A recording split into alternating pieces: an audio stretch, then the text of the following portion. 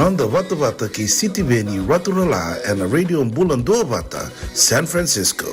Me kochi kenda wata mai.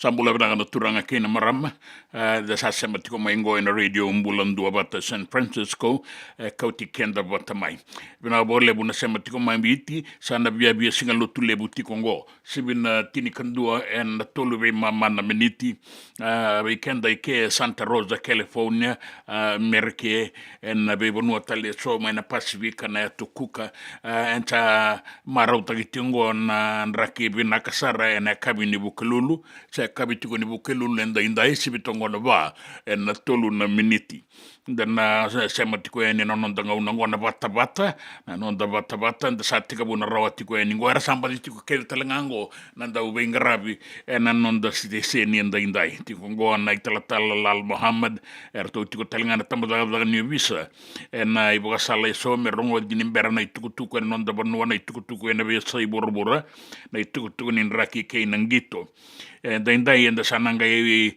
rongo da tiukina na tukutuku na Fiji Rugby Football Union membeletan na tukutuku ne kapitani waisea na adalebu mbeletan na Ken Reisau na laki ngito en mbilo ni burabura mai baranise en amoni ambaki sawoti ya endaranga ibogan deuda tikoya ena ngaune rongo tuku ena tini karua na kaloko ena singa lebu enda indai enda na rongo da tali tunga kina na ibala anga ueso ni nonda ve hi sotari ena singa enda indai me sotavi tiko kina na nonda ngauna katawana tiko ena na nonda ngauna ena batabata ena singa lebu enda indai sa sibi tongon na tini kandua sibi na ba ena 5 miniti sibi tongon na tini kandua ena ba be mama na miniti na nonda ngauna ibiti ndau makan raki alala boga binaka na iduru ni wanga ndaranga ngozo tiko na keni tuku ena tini karua na kaloko ni mbula binaka ni andra da sema tiko eni ngwana bebo no ni zaka na nonda boga mbula kibura mai na pasifika na kauta eni ki Australia New Zealand na tuku kana be anu na pasifika mai Micronesia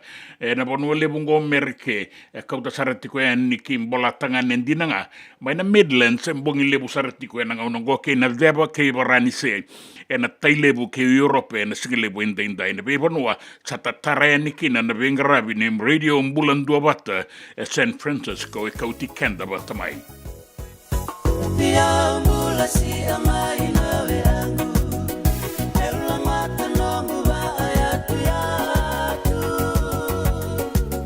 Takani mana ni ului na viri viri Bongu koroto akenda nivi Pimalu adu ba ambula tamana Peira ondo ngone turanga Lalanga vesida unrovera rama Tangi modi avlimikata Memanga sarani nguile nabi Padu atena ena beweani Toa ebu bante mulatangane Ia umulare aturangale Oba ambula ida unitambua Ia umula turanga tuimua Melangi-langi tia na uluma tua Ngoya watu neseni asibula Matani tu beleani tobata Lau novela umumaduata Uini masi eva medimitai Bibua ni vanula tumedolati Isa kumbuna ke murembe sanga Kaina dolo marabi wasoasa Na bei anu era viri wana nabuna era tulo mai viti Somboka nabu kinaya tuya sawa Saraba nuwarando mona mesaraba Watulele na ya nuni tanda Benga eya nudha nabulabina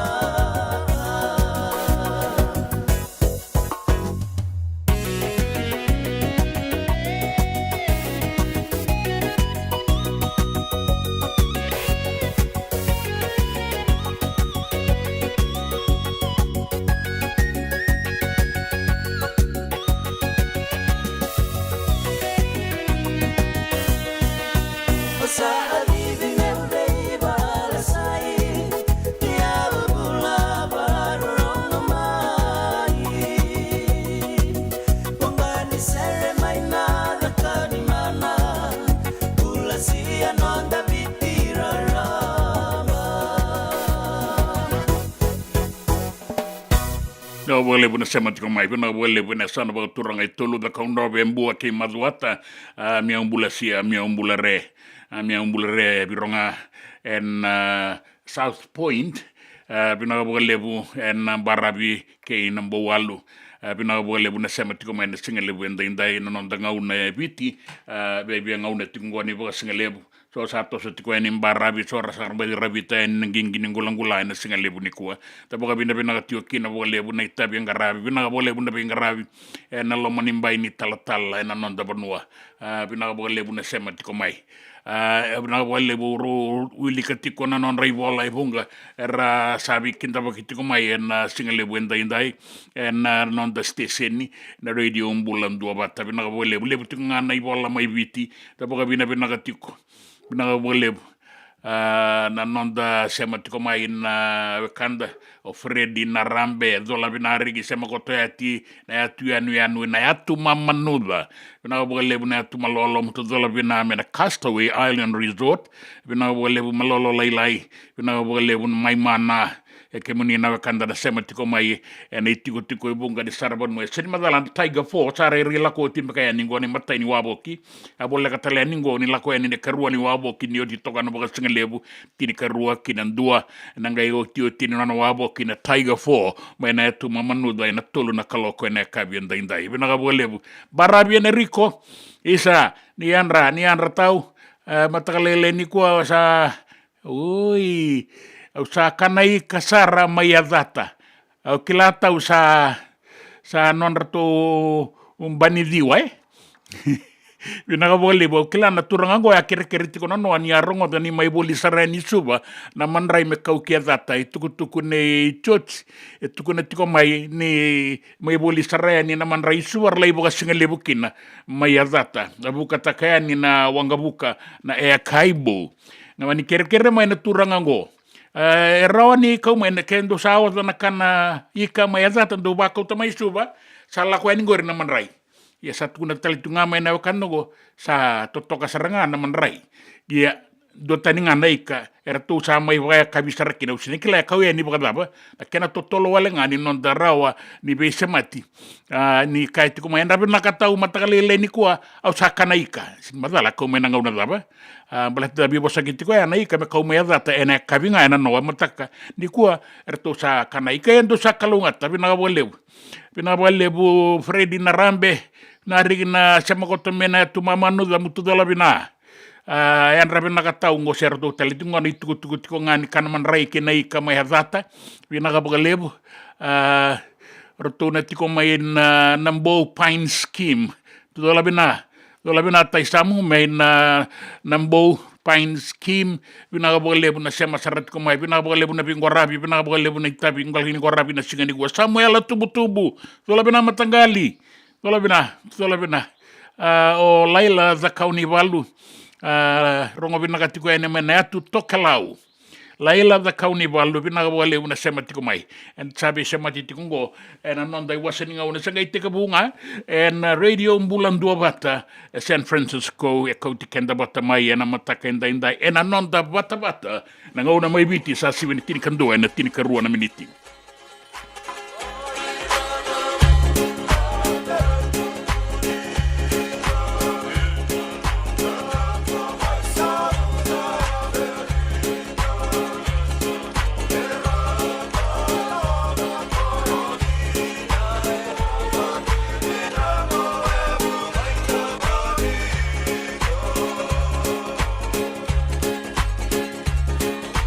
Set your system.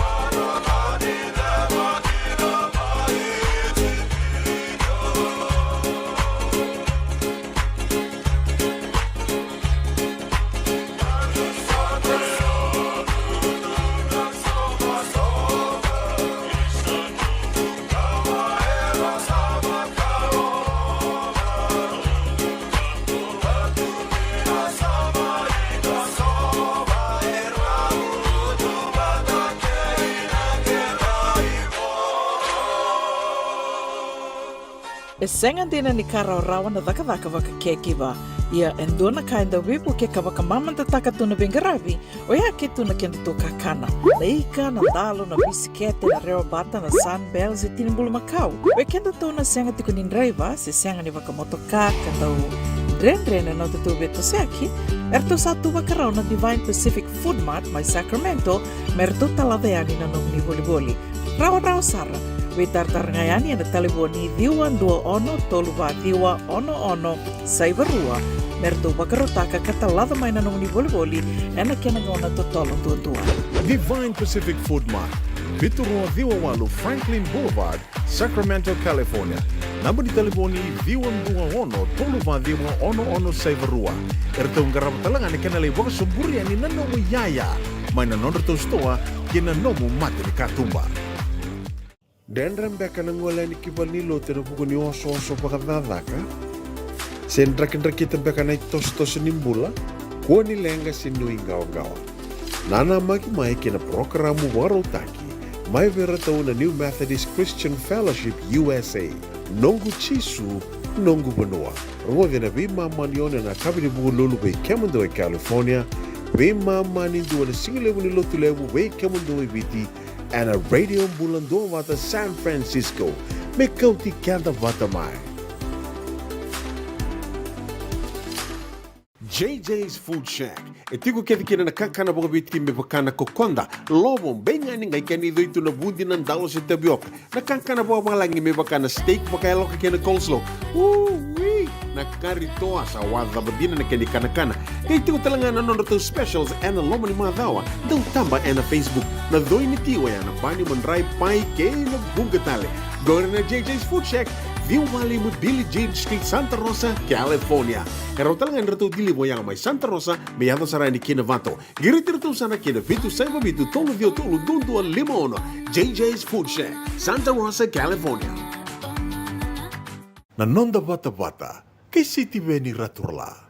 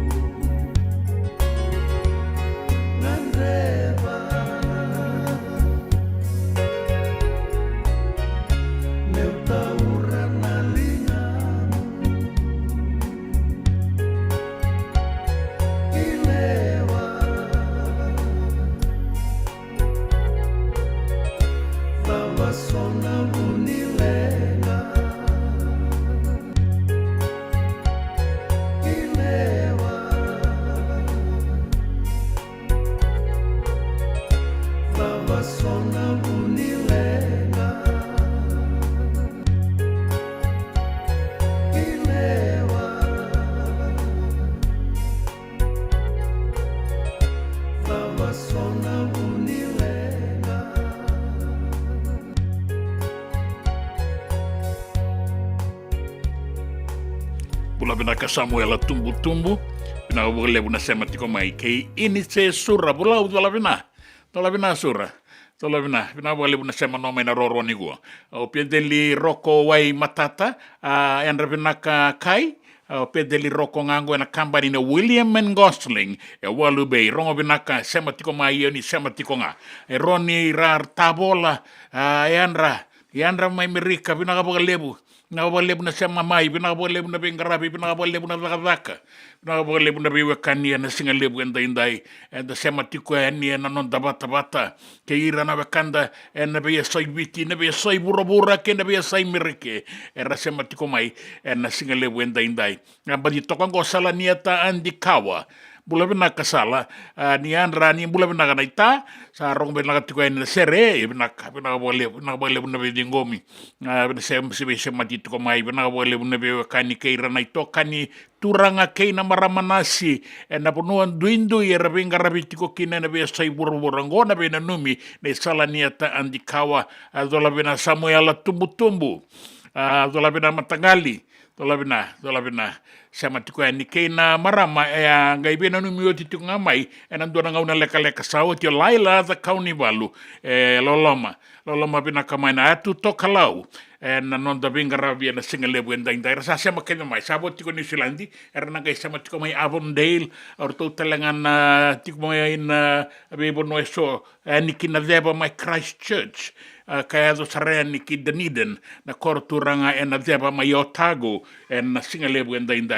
na bole buna sema tiko mai da tomana tiko non da bingarabi Berto usaba ka taratai kenda mandani me kene walanga una tabada ni bisa mai na soba na itala no ke salo teni siro sombo na imbore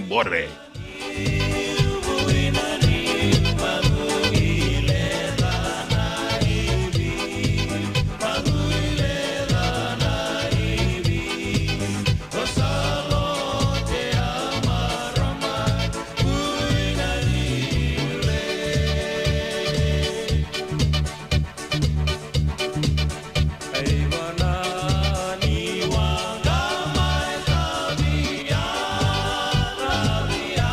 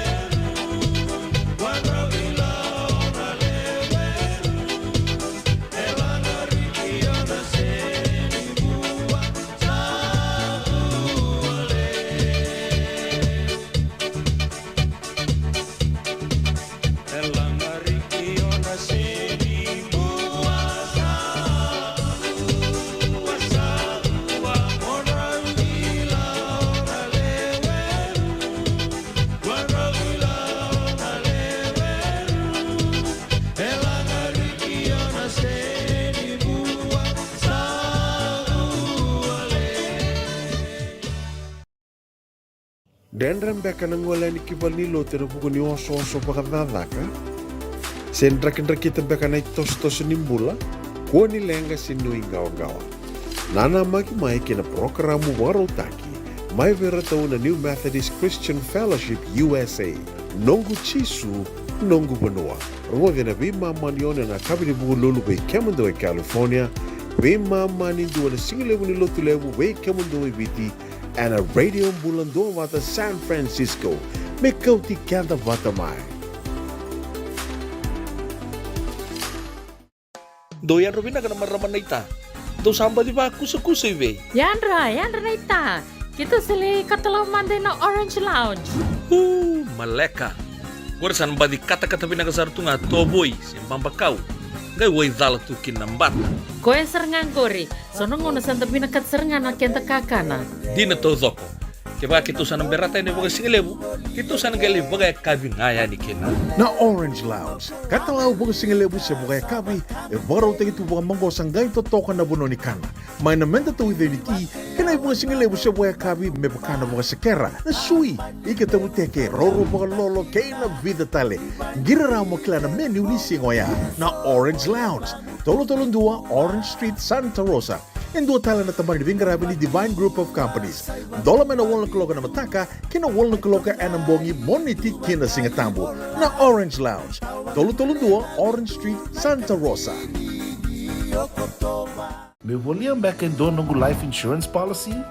Nagkakil na ito tayo, nagkakil kami ito ni Akostita na 2022. O sangir ta kasarabiri ni tauna. Kami nga ya, kila mga nga ya, salah ko mana check. Sangat tali ni pera, sangat sarangan ni pera palinlay. Ini time sarangan may. So ang kaliwara ka talaga tundawara. Kuwertong ko. O saya lo dengo kami binaksa. Iyo, o yasar nga na buna, raw sara, sa tiko na pepa se senga, bulo binaka se tobi mate. Kambani duan-dua nga kana soma may na claim na lom ni rosa nga bulu kabana ua kayada na lenga nisa yang baki rowo tina policy. Text mai kina wasa eva walu dua tolu walu lima ena kena ituku matai lalai. Oya na wasa eva walu dua tolu walu lima. JJ's Food Shack. E tiku kena kakana boka bitki me bakana kokonda. Lobong benga ni ngai kani itu na bundi nan dalo se tapioca. Na kakana boka malangi me bakana steak baka loka kena coleslaw. Na kari toa sa wadha badina na kani kana. Kay tiku talangana non to specials and lomo ni madawa. Dau tamba na Facebook. Na doi ni tiwa ya na bani mandrai pai ke na bungatale. Go na JJ's Food Shack. Viu Valley mo Dili Jade Street, Santa Rosa, California. Karo talagang rito dili mo yang may Santa Rosa, may yato sarani kinavato. Girit-rito sana kinavitu sa ibabitu tolo vio tolo dundu al limono. JJ's Food Shack, Santa Rosa, California. Nanonda wata-wata kay City Beni Raturala.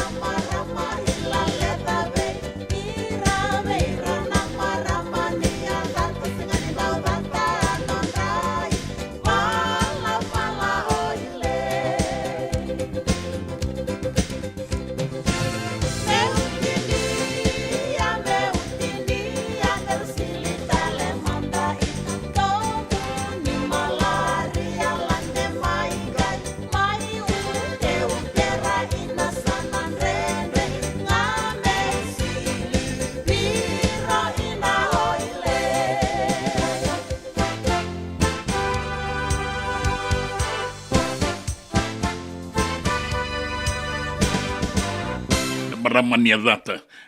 Bula naga tio si soluka. Porque singa lebu da bani kuanga itu kuna tiko mai sa ro tiko mengo e sona visuriti e sa boga vina vina ka wara ka tiko ko yala ko merda tambaleta to tolo sar e roni la nga mai ne singa ni kua na singa lebu nga inda sa roni ado sar mai amerika baleta ni buka tiko kinan e kaimbo vina bo lebu na no ni sema tiko mai na kanda ni sabo to ngwe rusang bul kabitu na miniti metini karua mendarongo itu tuku darongo da manda ni matai ni dau nei Reverend Lal Mohammed dan singa lebu inda ni bula vinak. Ono digo mai singa to se bata wa na kada ka veo nga se Lucas no daga ba lako ko chico no ben sindo vandenberio lako vasangra no mula no ngonsa lako lebe siko mongi se singa kata na singa se lio mena dava se tau na uda oi ko mola ko chico na kendango tau nga bango na udanda sa tutubi na tutubi ngai solinga ngonum retirement Kuala teman dan tutubi. Praise the Lord. Ya. Zakaba na inaki ni kalau. Atuma laga may nakalo naka. Menda zaga. Lebale siya may nakango. Haraw ta na bula ba wele. Natamat nga ndo ba wele sindo zaga. Tugin nga.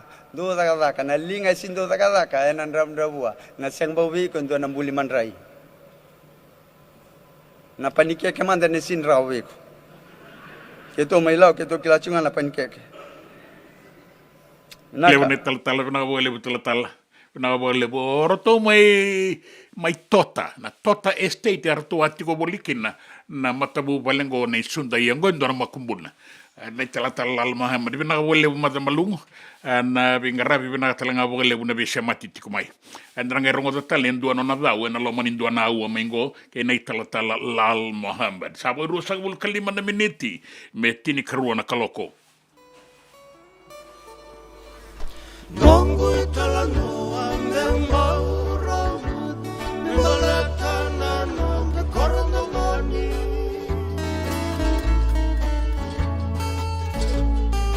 Korabina kakatoka wakawach Senika uaratai wawaki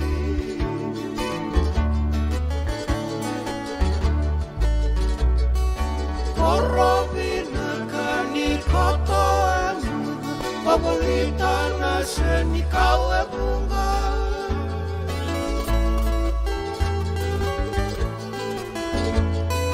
Kay matanggali rosi dau kinambu Kenay di binidila tuagula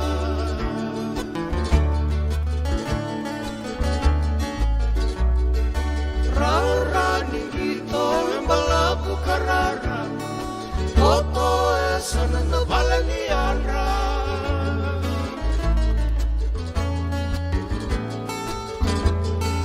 Balanay turangan niyo bisa sana Turangan niyo bisa nindiyan ang isala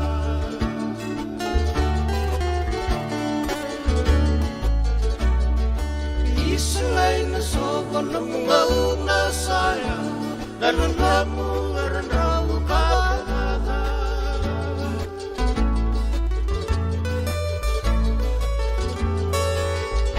Sale si tuang koki beyasa Soki dolo kasar talwasa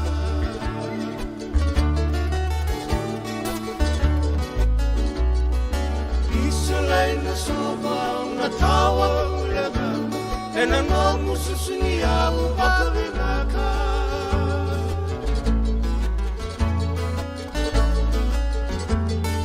May nanang dito Hulikay na namukan Kayo ito na tuwa na Budaka-baka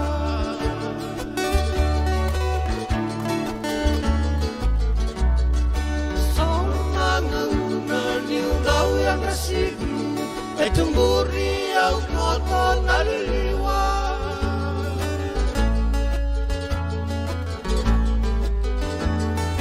Ang gayrong ogal Ng damon ni beauty Boleh kang eumes eudisa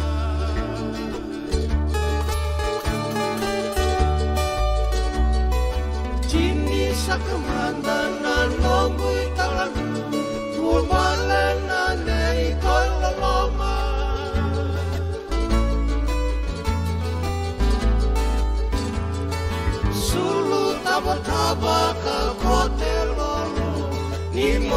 sama leina sama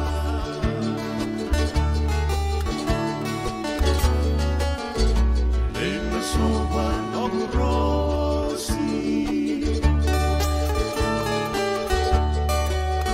Altau dibi katu enagai wangi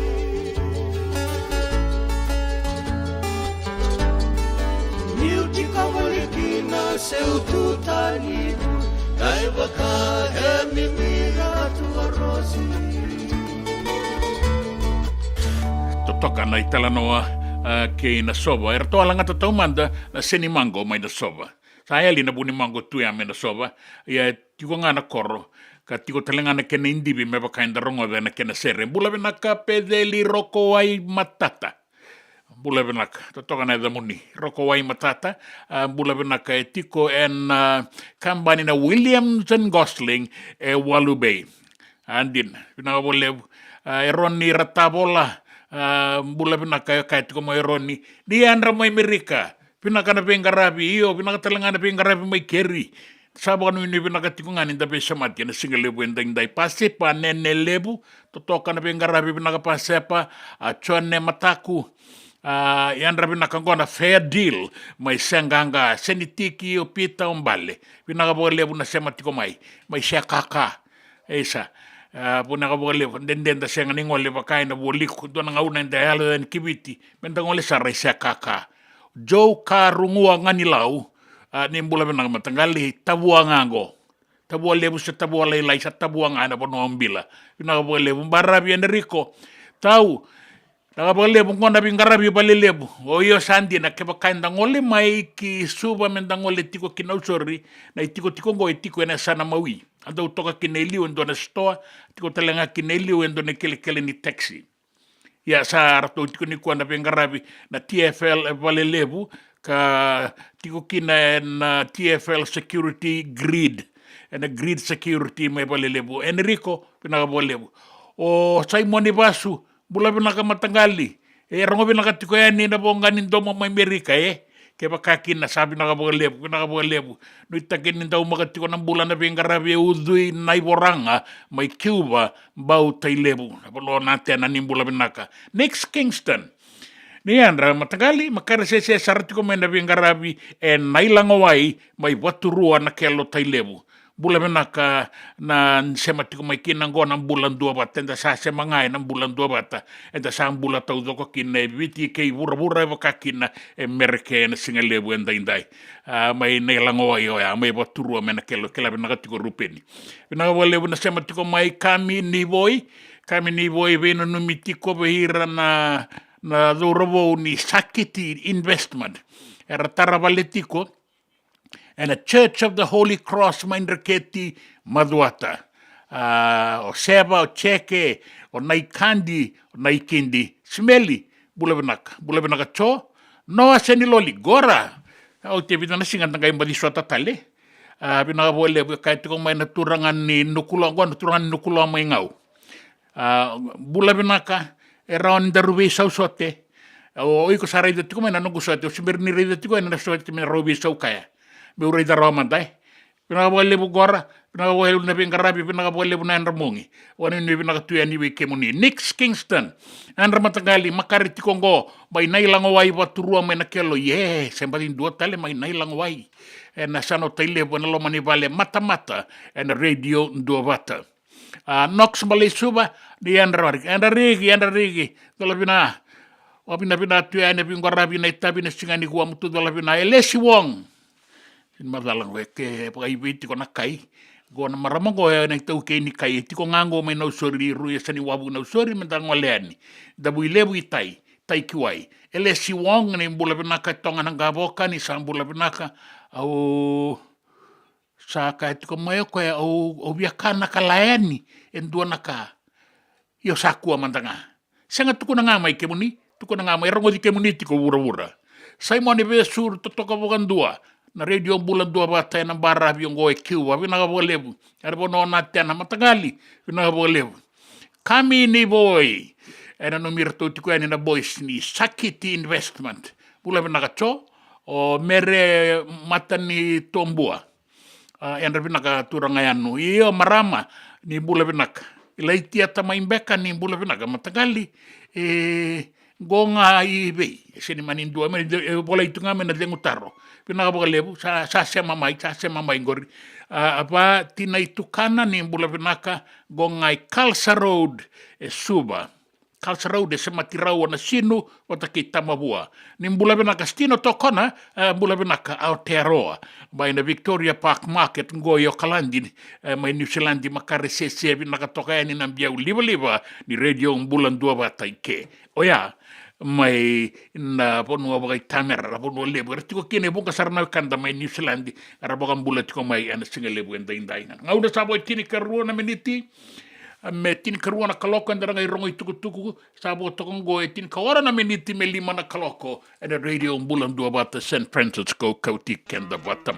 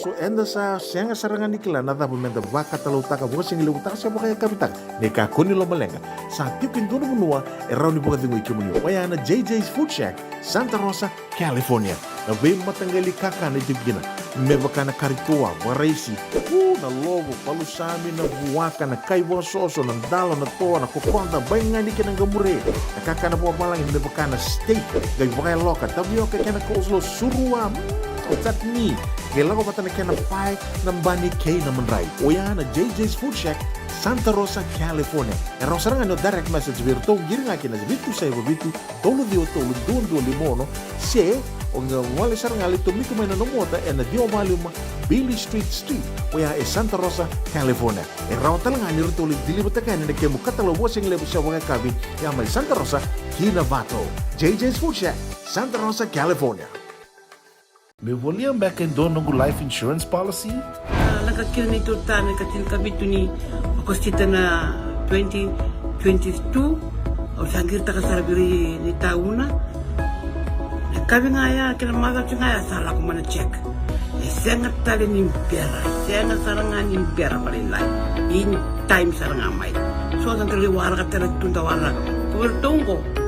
O saya ro dengo pambinaksa. Iyo. O yasar nga na buna, e rau sara, sa tiko na pepa se senga, bula vinaka se tobi mate, kambani duan nga kana soma mena claim na lom ni rosa nga bulu kabana ua keada na lenga, nisa e ambaki roa tina policy. Text mai kina wasa eva walu van dua, tolu walu lima e na kena i tuku matai lalai. O ya na wasa eva walu van dua, tolu walu lima.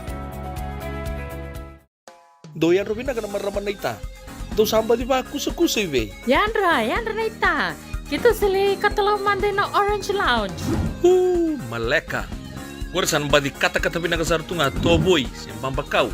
Gay way dala tu kinambat. Koe serangan gori. Sono ngono santa pinakat serangan na kenta kakana. Di na to zoko. Kaya kita sana berata ini bagai singelebu, kita sana gali bagai kabin ngaya ni kena. Na Orange Lounge, katalaw baga singelebu sa baga kabi, e baro tayo ito baga manggo sanggay totokan na buno ni kana. May namenda to with ni ti, kanay baga singelebu sa baga kabi, may baka na baga sekera, na sui, ikatabu teke, roro baga lolo, kay na vida tale. Giraraw mo kila na menu ni singoya, na Orange Lounge, tolo-tolong dua, Orange Street, Santa Rosa. En dua tala na tamang ni Bingarabi ni Divine Group of Companies. Dola may na walong kaloka na mataka, kina walong kaloka anambongi moniti kina singatambo na Orange Lounge. Tolo-tolong dua, Orange Street, Santa Rosa. E senga dina ni karaw-rawa na daka-daka waka kekiwa. Ia endona kainda wipu ke kawaka mamanta taka tuna Bingarabi o ia ke tuna kenda to kakana.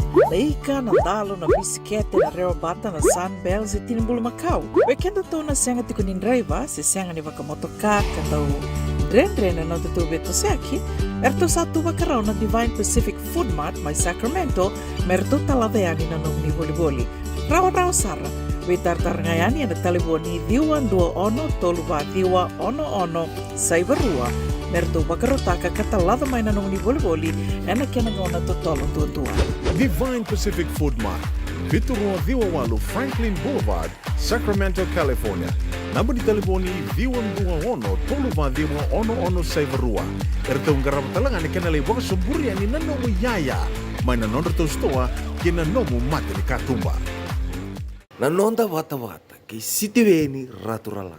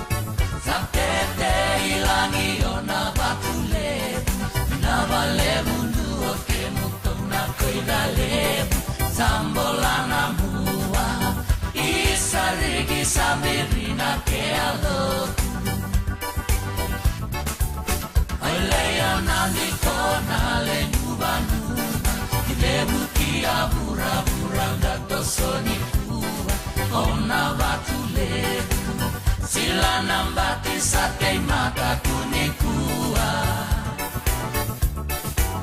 Binandua beba alonga tatatu Walendu kalau melea lani-lani Satetei mata Leo nani kondu saromoyawa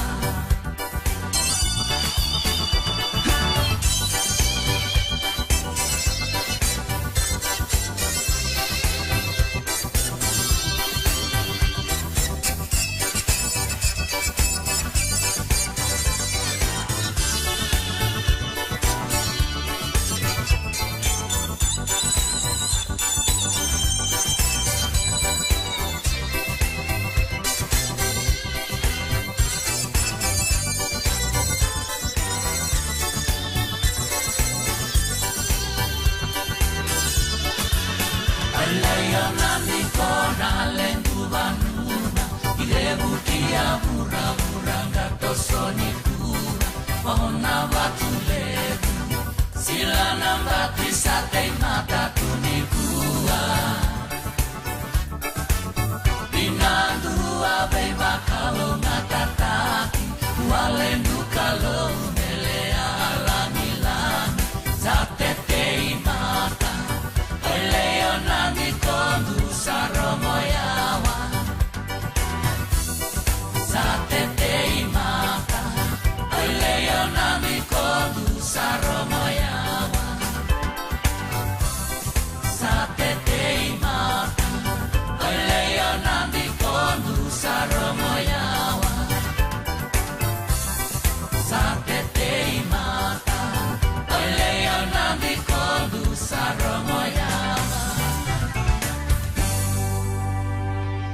Ona batulevu kau tikenda tiko mai no ndanga una ni vororongo ni sabo 5 miniti metini karua mai viti e 5 miniti me 5 kaloko ke Santa Rosa bendar nanga i vororongo kina na tambazaga ni visa na bogai tabi kina me bakana kene borau na nonda bulangi mai na tambana ni lawa una isi mate wai ndu ara no nai tabi ni bernda ngai rongo na tutu ko na nonda banua kina ve sai burabura dona kisi ke to alingarava e tolo do rovor to kambata dona baina buaka to ba matea no buaka kadi to kaya no to ke ni buaka kem do kila ngor no buaka chikolo iku sen ke bonongo kem do kila ni dalla kanto da kaba chikolo sen lewa saka de bena kisi sol me bena kisi o sin kila o asen tu ve na list no to kisi kango ka berto boys mai do kila ni dalla se anke to sin dalla ke la ko lo mai andur na matai maramani lewa o sa babinaka ko no reiso mo ko no milaulu maleto ko na ron to da bali le minute to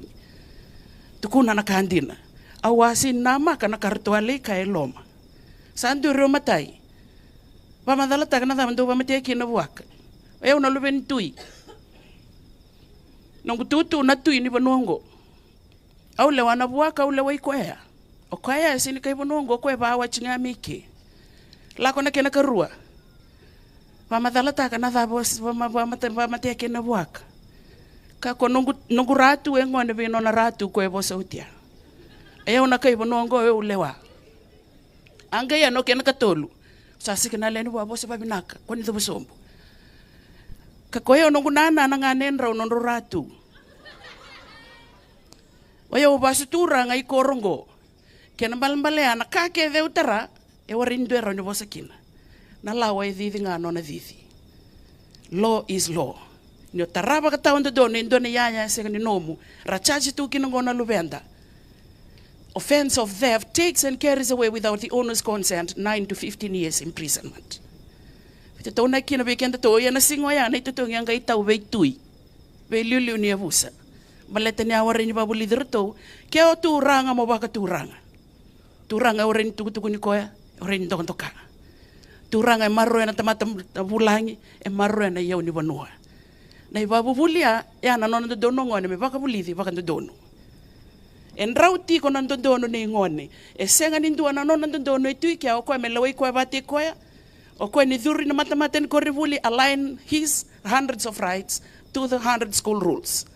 Ni dhuri loma ni koro align taka na nona do dono kina lawa ni koro. Ni dhuru ki bali lotu Alain taka no nandono kina lawa ni lot. E do tani na lawa ni bonua. E do tani na kena i rau kina kena i bubuli. E do tani talenga na lawa ni matani tu. Ara sabe i sala taki tiu kina go na tambadaga ni vista. Ko e kau andua na lawa ni matani tu. Bina bo lebu na isi mate wai. E na i madala na singa lebu indai. Anda nui taka ni sa ado tiko e ni na kena i tukutuku. Nui taka talenga ni sa tarai kemunitiku. Na wakanda baka mimbi na tiko baka banua. E na i bubuli. And talada tiko vei rana luvenda ke i rana wakanda. E ratiko e na kenda maliwa. Kau andua na lawa ni matani tu.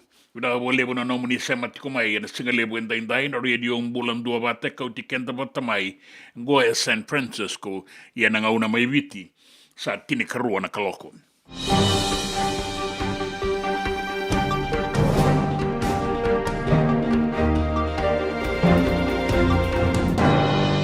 Ai tukutuku e na nonda banua. Na i tuwatuba ni bebo ka toro da kataki ni matani tu kasana budingo. E na waka tiko kina na bebo ka paletaki. Na inisua. Wata keina labeti dake ni bengarabi e na mbulararamba. Gore umani taudoko e na i tuwatuba ni bebo ka toro da kataki ni matani tu kaedana. Na National Development Plan. Ruana undolo rua sanga bulu kalima. Kina rua sanga bulu kadiwa. E kainaka o manoa kamikamida na kena minister ni na levei ke na pa kaon boka taki ni rabun-rabua sai koe na ulu tanga lebun duan-dua e rato viangarava e na ngaunango. Mea baleta na takadaka ni bei boka toro taki. E ulu matua na paluti ni rabun-rabua.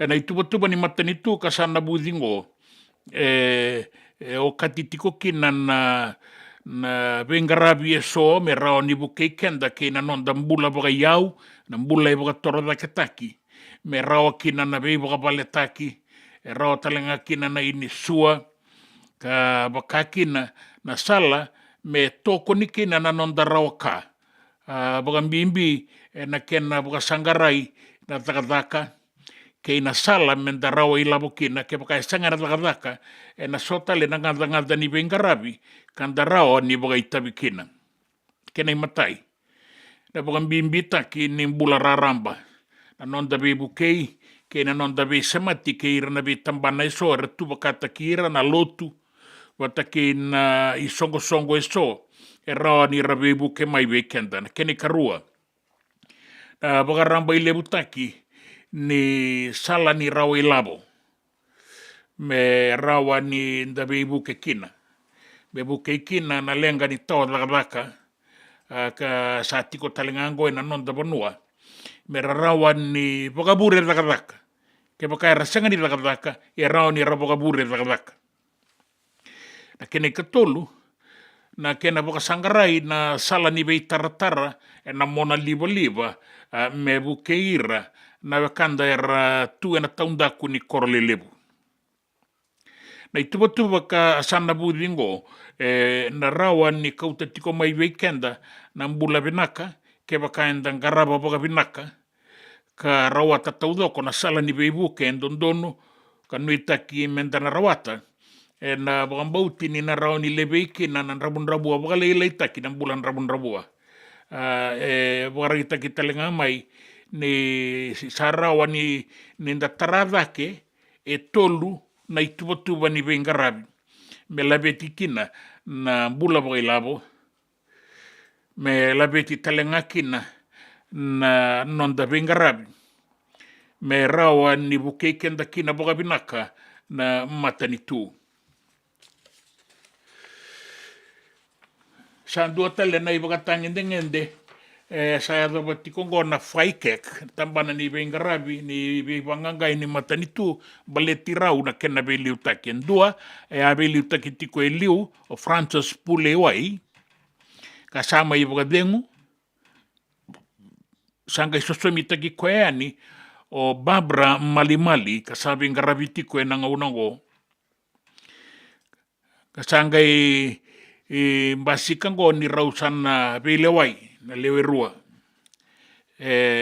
tambaka na iwagaroa ni velewa ingo Barbara Malimali, velewa iki no Francis Pulewai na iliulio sabagadengu, baleta na kaya bagadore ni matainga ni singa ni zakazaka ni Barbara Malimali sa tautalanga na iwagaroa melaki ibe sumai. Sanga ni taurarauti ko Francis Pulewai so na iwagasala ke na iwagaroa baleta na nona bagadengui ke nona bagaisusomitaki we Malimali. Sanga lago mengo Malimali sa laivesu ko matainga ni singa ni bengarabi sa laivesu. Muri sanga kilai ni sa solioti na lewa ni bagaisusomitaki ngo. Bagarita kamay na commissioner bagatawa ni tambadagadakan ni visa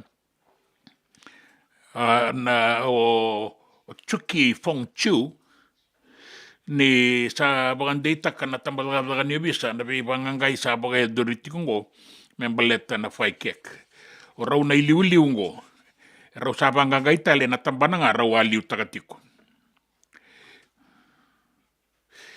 kinanggito sangay basi kamay ni tukutuku abagarita katiko na itikabuni marawa membaleta na itukutuku ni waisea na yadalebu na kapitani na nonda timi ni biti kinanggito ni burabura na muani ang bakisawati kainakin ni isengan ni ibagayadora na nona biyalela ti na Fiji Rugby Union ni bayira na karamata takibiti na sota ya ia sangay basi kamay ngo na itukutuku na Fiji Rugby Union kaina kamay ni oira tau doko na tau robo rangito na timi ni biti na bilo ni burabura may baranise tau yan dua nan raw kalima na $1 ng dolan dua na daw gito asawa rita kamay na tikinanggo na Fiji Rugby Football Union Trust Fund baleta na ibota-bota ya solibera na daw robo sa nga nikilay sa itukutuku daba kautamaingo o isa na yadalib ya bagarita ka na matambose dake ni Fiji Rugby Union ni asolibeira na daurabo endua na dinati kabia bakako tongo na kena ituba ndua mera bagarau kinambilo ni burabura na sota mai varanise o ira taudoko na daurabo era sainita kana dinati tolu sangabulo na $1 dua oya me baleta na non rai bota kaya $5 ng dolan dua na singa na non ratiko bagarau ke non rangito na bilo ni burbura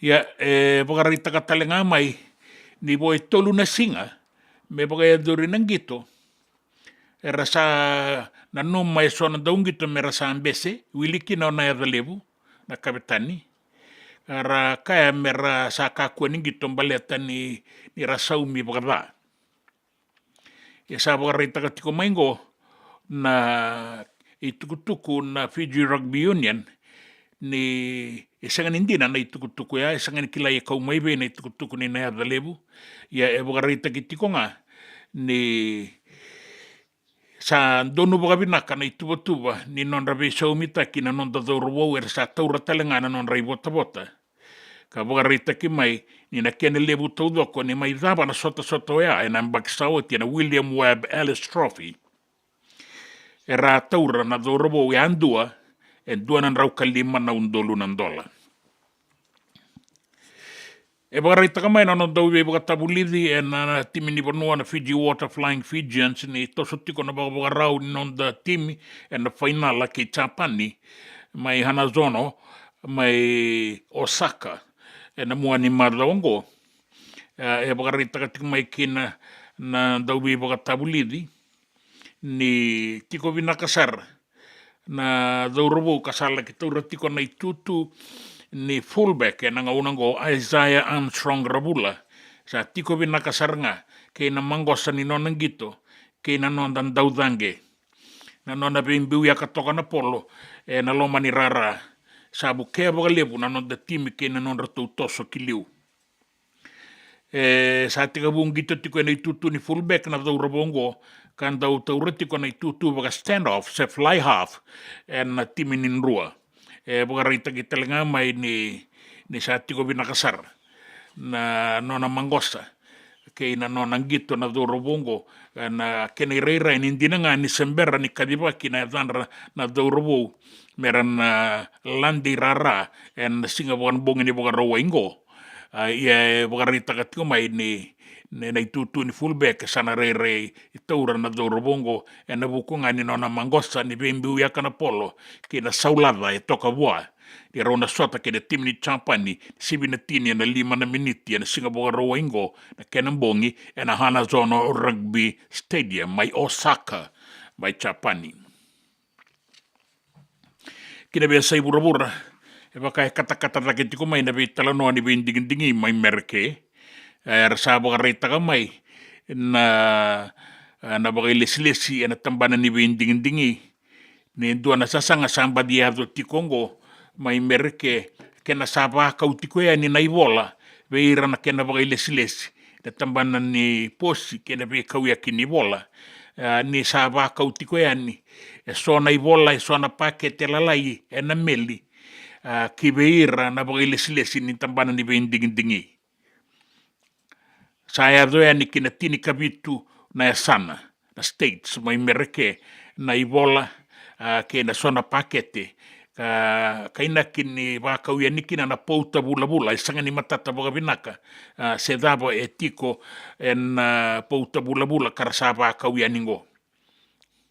Baka rita ki mai ni saya do tiko ya ningori na sona ibola waka uia ni ana meli veira na baka ilesi-lesi ni binding-dingi na bidana ya sana tika bu mai New York kaya do saraki Alaska do tiko mai ngo baleta na vei baka totonga ni saya do tiko ngo endarongo do tiko enanoa ni sa tango makitiko baka binaka na ngaunango na mata mai na Republican ki na binding-dingi na bula November o Donald J. Trump mai na Republican membaleta ni karua ni sasanga ni melambati na turanga ngo ia sa do telenga mengo na tukutuku embaleta na ibola be kauyaki ka tawa toka ya ni na wanga ni bola na pouta bula-bula sanga ni matata baka binaka rakaya so ni saya do tiani veira na baka ilesi-lesi ni binding-dingi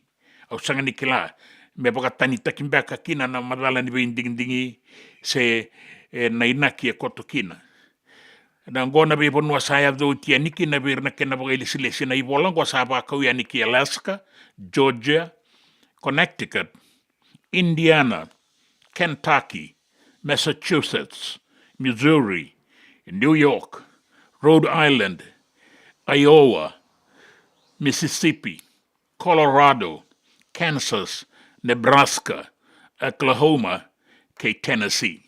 O katalinga kina o Wyoming. Era sabangangatiko na tambana ni ovisa ke na tambana ni lawa na tikinago. Sangole kina raki.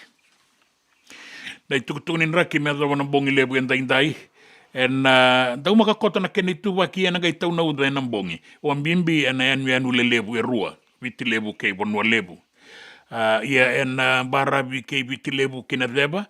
Se rua na mo silami suba na usori tai levu na bualiku ke tai levu mai raki na deba ke mbua o da kaun robe na tokalau ke maduata bugareita ki mai kina ni raokati talenga na kena be anu mai tabe uningele levu na atu laulo mai viti bata ke na be bonua bole kata na taumbi sartiko kina na uda na sona ngauna na singa ndai be bonua tale so kaina kini na mbula saratiko kina na deba. Sanga ni tokalau deba na deba. Se ua wana wasa-wasa kalaki bora-bora na mbatan-mbatan na bongi. Nraki sambera mai me adaba na Singapore umbuka ukuna loa tau banga una na uda. Nraki mamada na be ngauna tale so.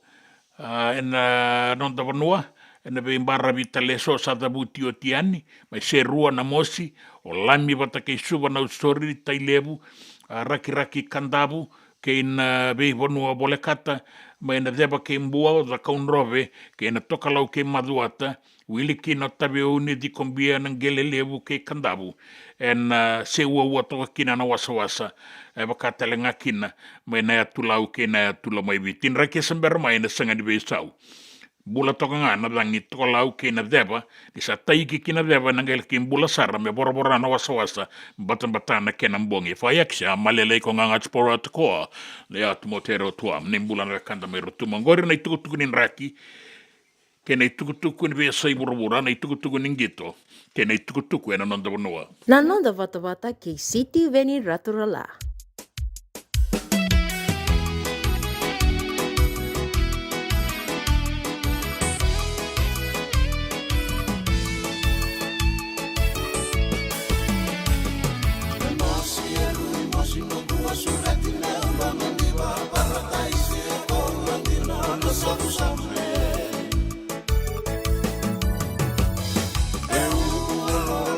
Singai bosa da e mai toa undurida e o baso solo me ula I bando Atoli li o bumba munre ni dangi e ba me bosa ratu una tua beisa minra isando numai Eta koe au nurai e lumi sa nindela ni wainga ma arre oto maya e na tomba e ba aloloma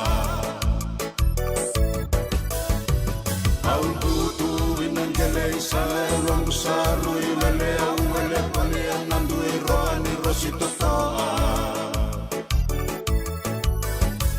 Auto lilika itane meula idenu inu balabu oba atula wenongu balele tuna sabu sale Auroro aundu anisengandu tua tuba andu ameitala no alesiuina oro merangorongoro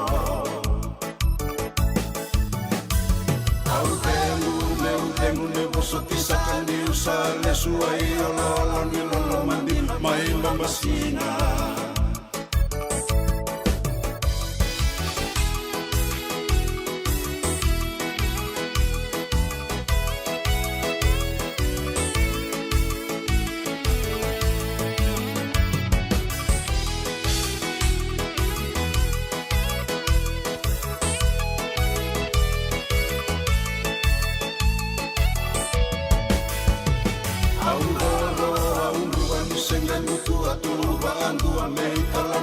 Suina oro merangorongoro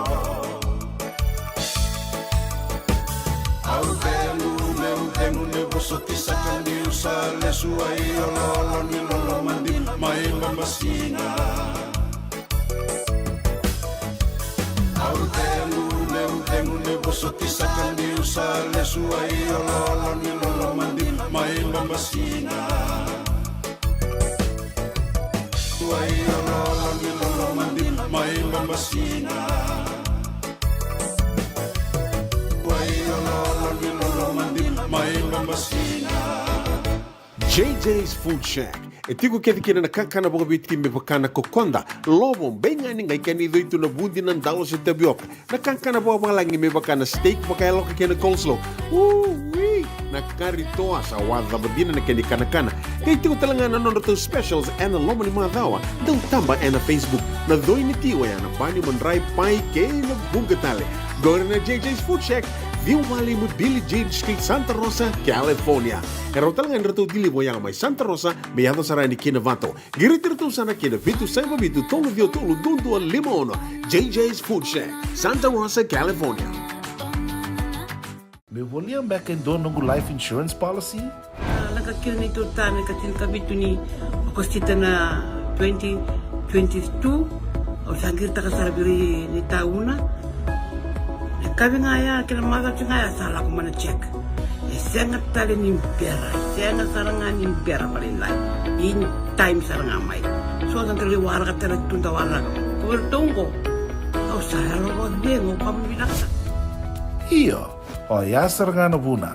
E raw sara. Sa tiko na pepa se senga. Bulo binaka se tobi mate. Kambani dua ngā kana soma mai na claim na lom ni rosa ngavulu kavana ua ke ada na lenga nisa e mbaki roa tina policy. Text mai ki na wasa eva walu walu wa dua tolu tolu walu lima e na kena I tuku tuku matai lalai. O ia na wasa eva walu walu wa dua tolu tolu walu lima. Dendram beka na ngola ni kibalilo tena puku ni oso pakadadaka. Sen drakin-drakitan beka na itos-tos nimbula. Kua ni lenga sinui ngao-ngawa. Nana maki mai kina programo warotaki. Mai vera tau na New Methodist Christian Fellowship USA. Nongu chisu, nongu banua. Rongo na vima manione na kabini bugu lulu bei Kemando e California. Vima mani dua na singilewu ni lotu lewu bei Kemando e viti. And a radio bulando wata San Francisco. Me kauti kanda wata mai.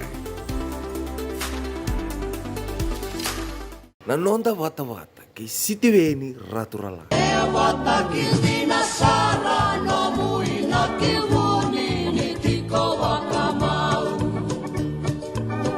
Kalolo sile mialo ke nararawa lewu e maibika iau. Eia telini na maramani na bau-bau.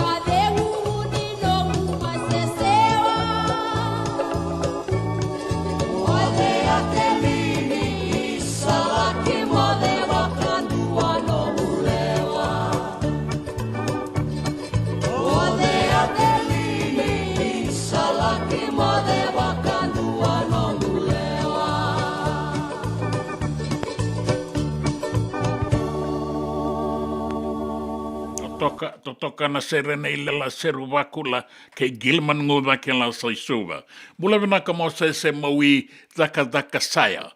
Mula vina ka tau ngo e na Grantham Farm Workers Lodge mai Queensland mai Australia matata ngai boga diri loloma na rorongo kereanga na sere mertonga na numitiko kina na Fijian Grantham Boys.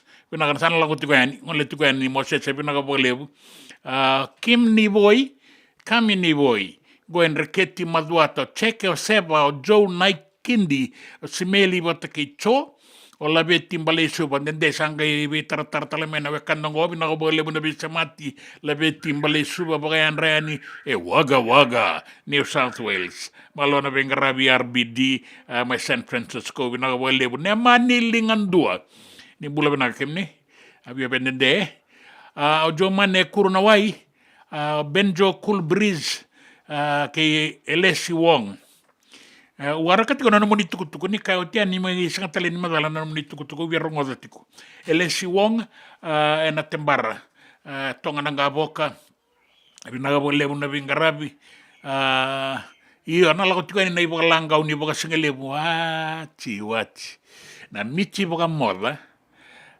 sa moda baga miti kay na tini tuna binagabole Elesi binagabole na namuni sot ya sewa wati ko ngango ninga tukuna nanga una ni rauni me kauta ni kina ratu saila sabaga dalai next Kingston binagabole ni bula binaka bata ke chovesa bakalangi makarenga isaba na bulan dua bata buaki na ya tuya sawa dola bina chovesa wanu ini binaka istarigi tena singa lebu ni waitomwe pisara lulu dola binari tumbuya matagali nakabole waraw na yan gona text ira ng bulo kahit ko may iyo nakabole tinaytukan na ka matagali me waraw na yan gona mundo singa lebuti ko may suba singa yo tinikaruwa iyo binaka duin baka samba karang daw yan rambongi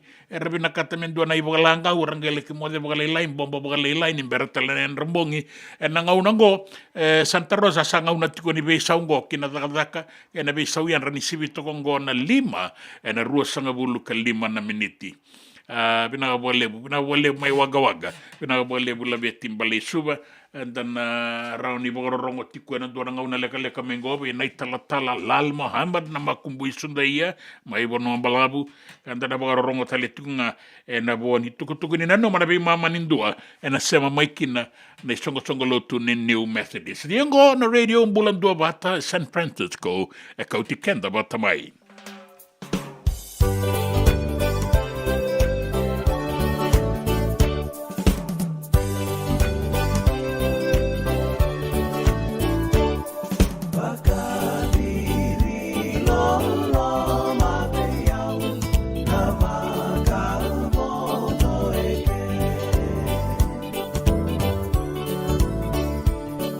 Elani wabu au nuritu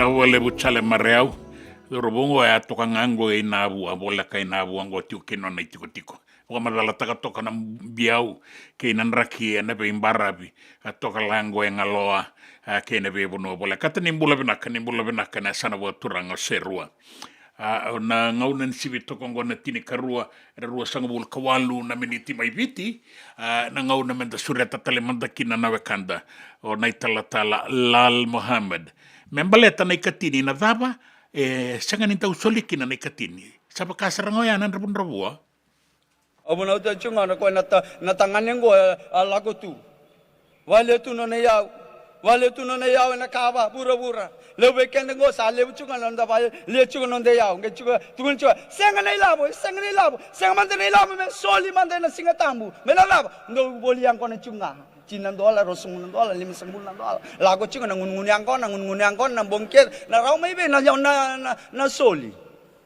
bosoti yau kandi nango osa sota ba uchimai ha ranga na ilabo may na bolianggo na ayo na ilabo may soli ki wana kalo sa sinraw chiko na tais na offering and tuguna chiko dua na katini sinraw chiko wosotia ngori nondo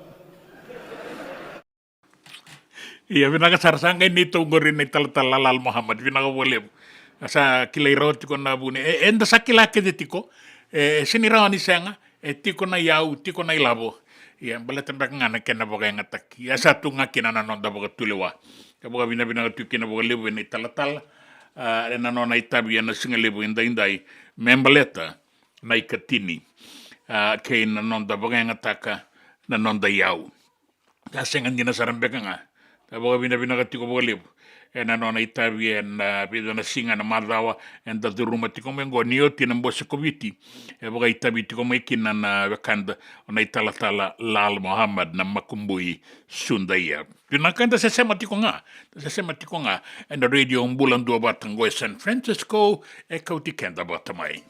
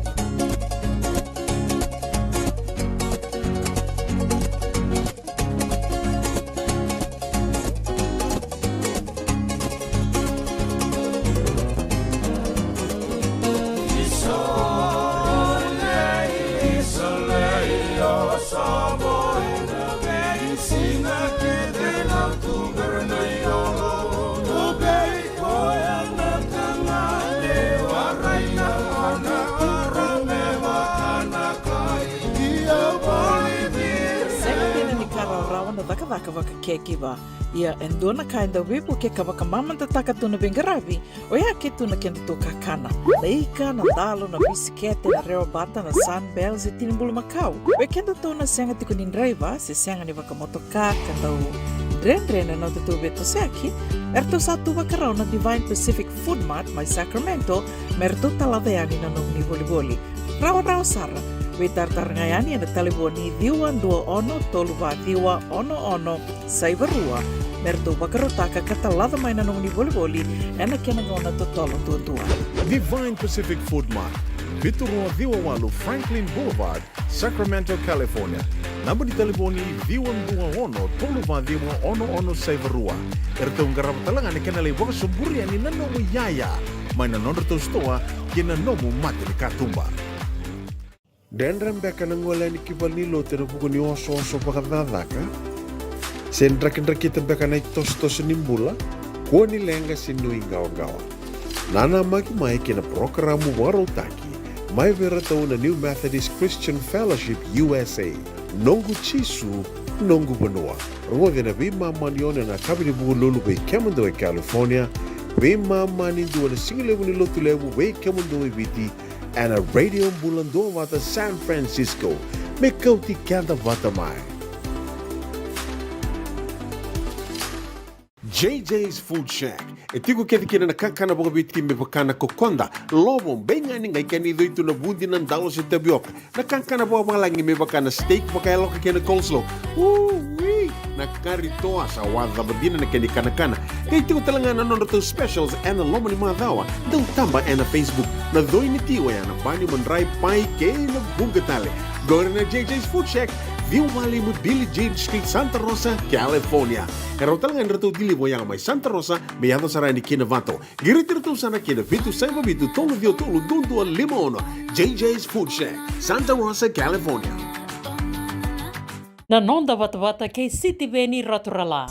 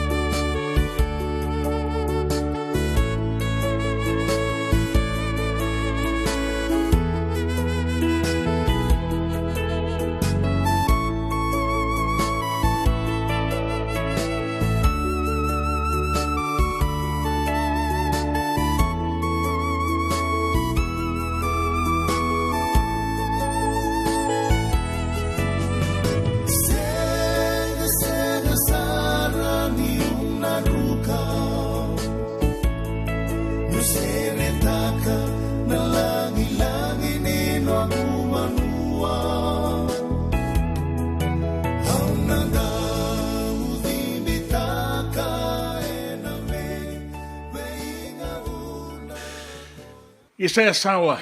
Ya doba sarangani udimba na imbole oya ya basi kama en rua tolu na mbaki saoti en ngauna kama i wala bolikina na timini ya sawa en na iboka tangende dake ningi to rakabi en nonda bonua langati boka lebukina na sere atali takitalenga karra boka rongo kina ibunga pinaga boka lebu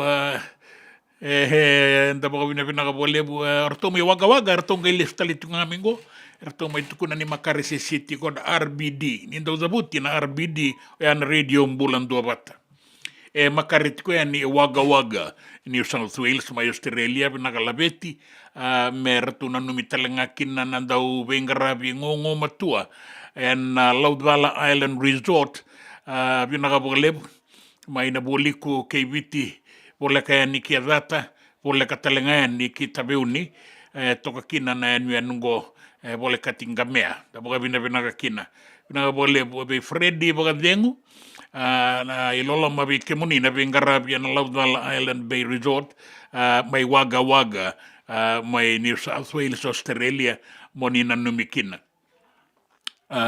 au senikila itu ngosa sengar to kireti ko mana ser ke tabeuni na ser bangata ki na bisinga na radio bulan do bat sando tu bayuti tu may nangaw tika bukin na medyo banita pa non tabi ngarabi ke bakay raw ni gay buka durumia ni sepa ngaray na raw mbeka usang ni alataka Samuel Adama binagabukalebo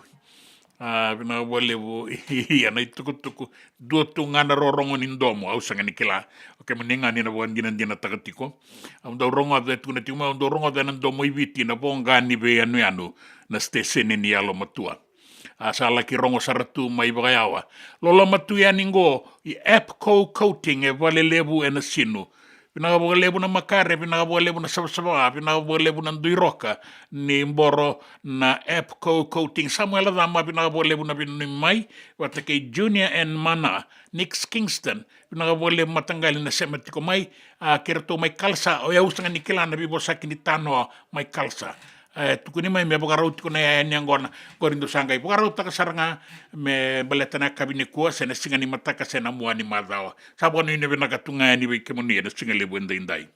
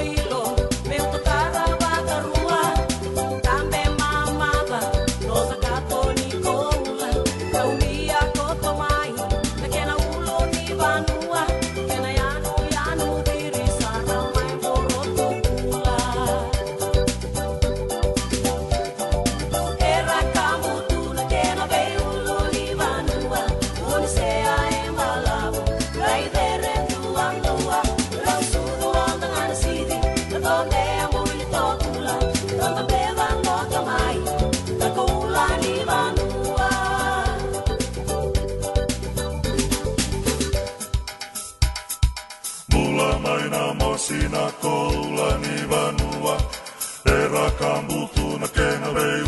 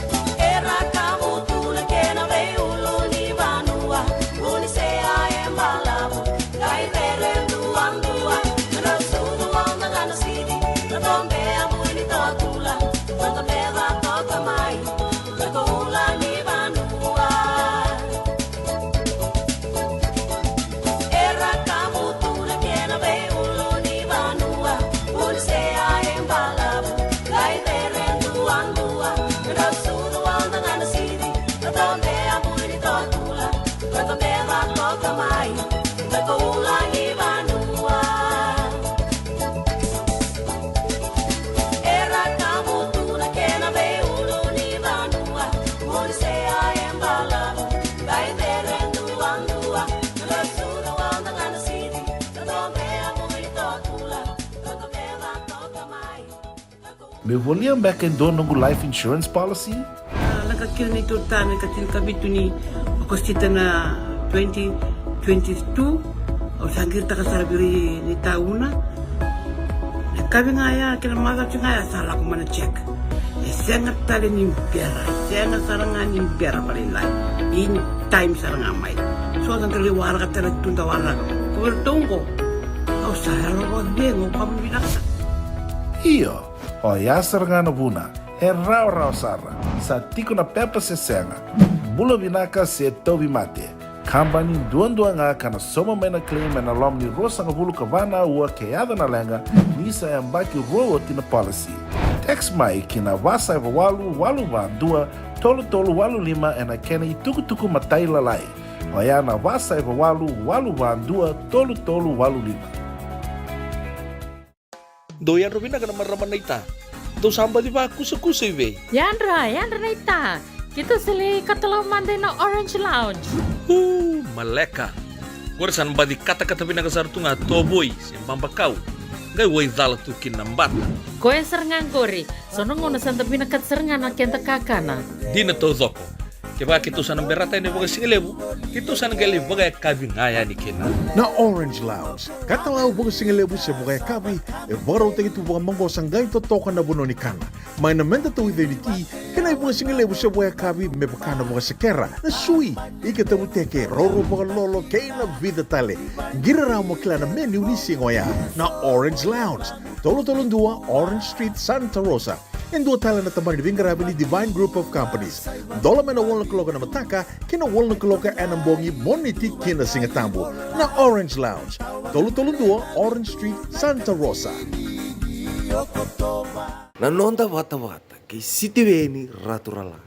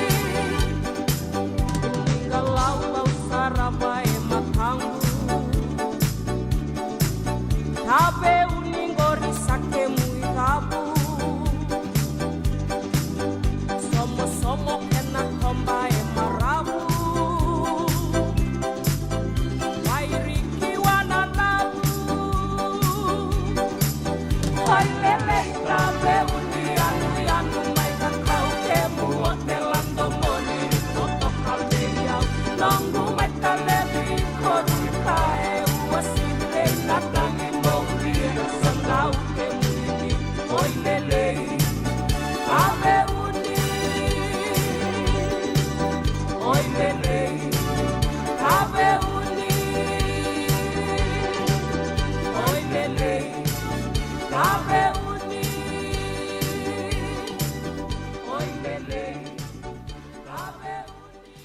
Isa tabeoni, sa ngai lako ya niawe ke mundo nandau vengaravi na o te larongo mai Laudala, Laudala Island Resort me bakayana numi ke mundo tiu kina mai waga mai New South Wales o laveti mbalesu o laveti sa koe ana kau ni kere kalungata ni rawa ni wadurmiani na sero ya na sere kina i wakatangi na radio mbulan dua bata e bakayanga tangi kina na mona liba ni sa kere mai na serea ka singaniti ko na tua na singandainda isanga ibangangar na mona liba me bogara rai kina mawi matau ida ke ra mawi matau ne otia sana ngai kunea ke baka kunea sana ngai kota mai weke moni marau takana tabi nei Georgina Lendua na singa lebo ni kwenda na bogara rongo kina dua na itukutuku mai na tamadaga ni visa kanda ngai bogara rongo talenga kina itukutuku e viti kina bea sai borbura na itukutuku ningeto kina raki.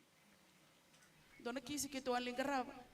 E to la dorvor to kambatan dona baina buaka to baga matiana buaka. Kadi to kaya no to keni buaka. Kem do kilangor no buaka. Chico lo iku sen ke bonongo. Kem do kilani dal la kanto da kaba chico lo sen lawa. Sakadi bana kisi. Solme bana kisi o sin kilan o asen tu be ona list no to kisi. Kango kaberto boys mai do kilani dala si anke tu sin dala ke la ko lo mai andur na matai maramani lewa o sa babinaka ko no reso mo ko no milaulo male to ko na ron to da bali le minute to kuna na kandina awasin nama kana karto ale ka eloma sandur ro matai ba madala ta kana da ndo ba matai ki na buak e una lo ventui nongo tutu na tui ni banongo au le wana buaka au le wai koea. O koea e sini kai bonongo koe ba awa chinga miki. Lako na kena karua. Wa madala taka na dhabos wa matea kena buaka. Kako nungu ratu e ngone vino na ratu koe bosa utia. E una kai bonongo e ulewa. Anga ya no kena katolu. Sasi kena leni wa bosa babinaka. Kwani dhubu sombo. Kako e nungu nana nga nenra unonro ratu. Waya ubasa turanga i korongo.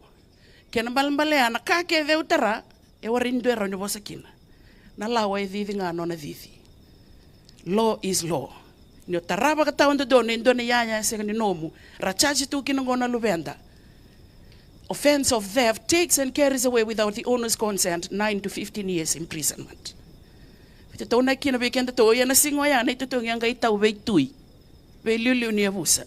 Maleta ni awara ni babu lider to ke o turanga mo baka turanga oren tuku ni koya oren toka turanga e marro na tamata bulangi e marro na yau ni banua na babu bulia ya na non do no ngone me baka bulidi baka do dono en rauti ko nan do dono ni ngone e senga ni ndua na non do dono tu ke o ko me lawai ko bate koya o ko ni duri na matamata ni ko rivuli align his hundreds of rights to the 100 school rules. Ni dhuru loma ni koro, alain taka na nonan dono, kina lawa ni koro. Ni dhuru ki bali lotu, alain taka nonan dono, kina lawa ni lotu.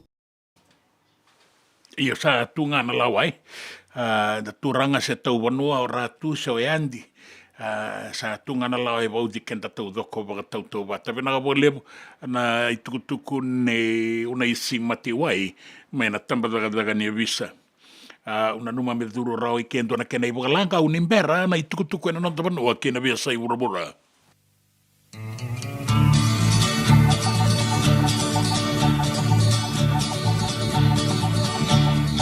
Isa malana mai nano usirekale eu mauromoli nando momuni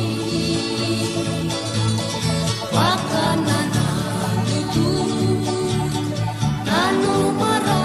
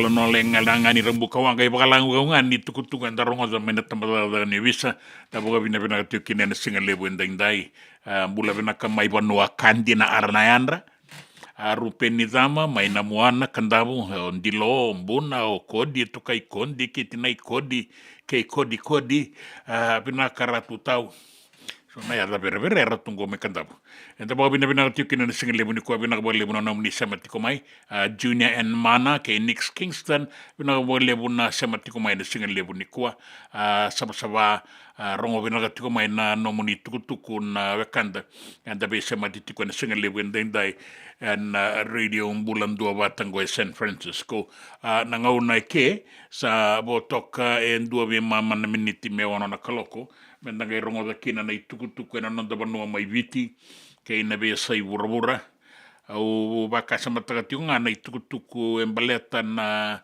non rei bota na dorobo ka bari tagatiunga mai o ese na dalebu ni abo boleka ni irasanga ni gitukin na bidana dorobo ena sota ni quarter final ni William Webb Ellis Trophy mai barani saya na muani ang baksaoti ya na kena bibanga ga una no manina to sotiko kasember ni rama mautiko eso na ibo madala saya do tiko maindina nga ni sabo madala utikina na Fiji Rugby Union en bonua ertu to kakina baleta na non rei bota na dorobo ena be kanga baleta na ngito le abitu kena ruasanga bulondolu au chinsitarati ko endo na kena madala sandu ana kaloko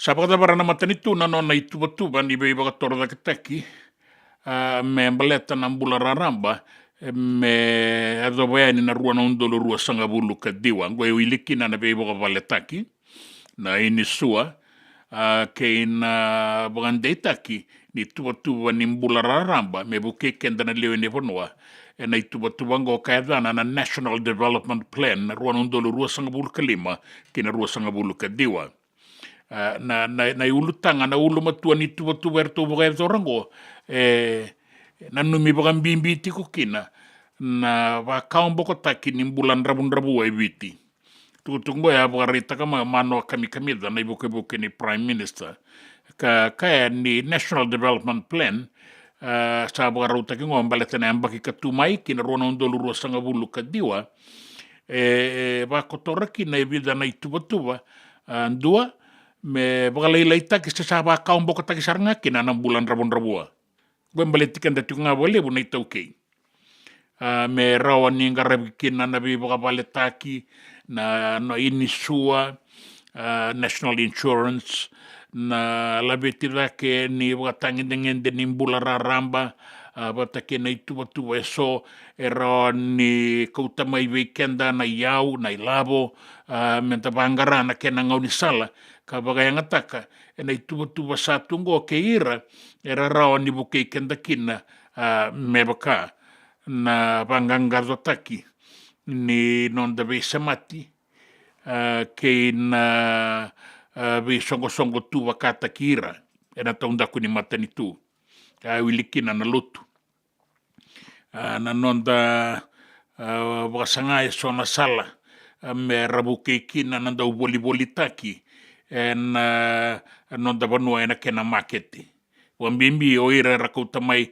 na non raiboli mai na koro meranda ukautamai ena be ngauna so mai boli taki ena banua ni lakabaka sa tiko kina na itu so membaleta na boga toro lakataki ni taundaku ni koro lelebu ke na non da be koro na itu tiko ni bangalala ya kaina kimai sanga ni nduanga na kena iwali tiko bunga na itu era ni izakataki kina na tiki nango kakaya na ibuke ni Prime Minister ni na sanga itu kina na non da boga toro lakataki merao ni binakataki na non dambula ni rawaka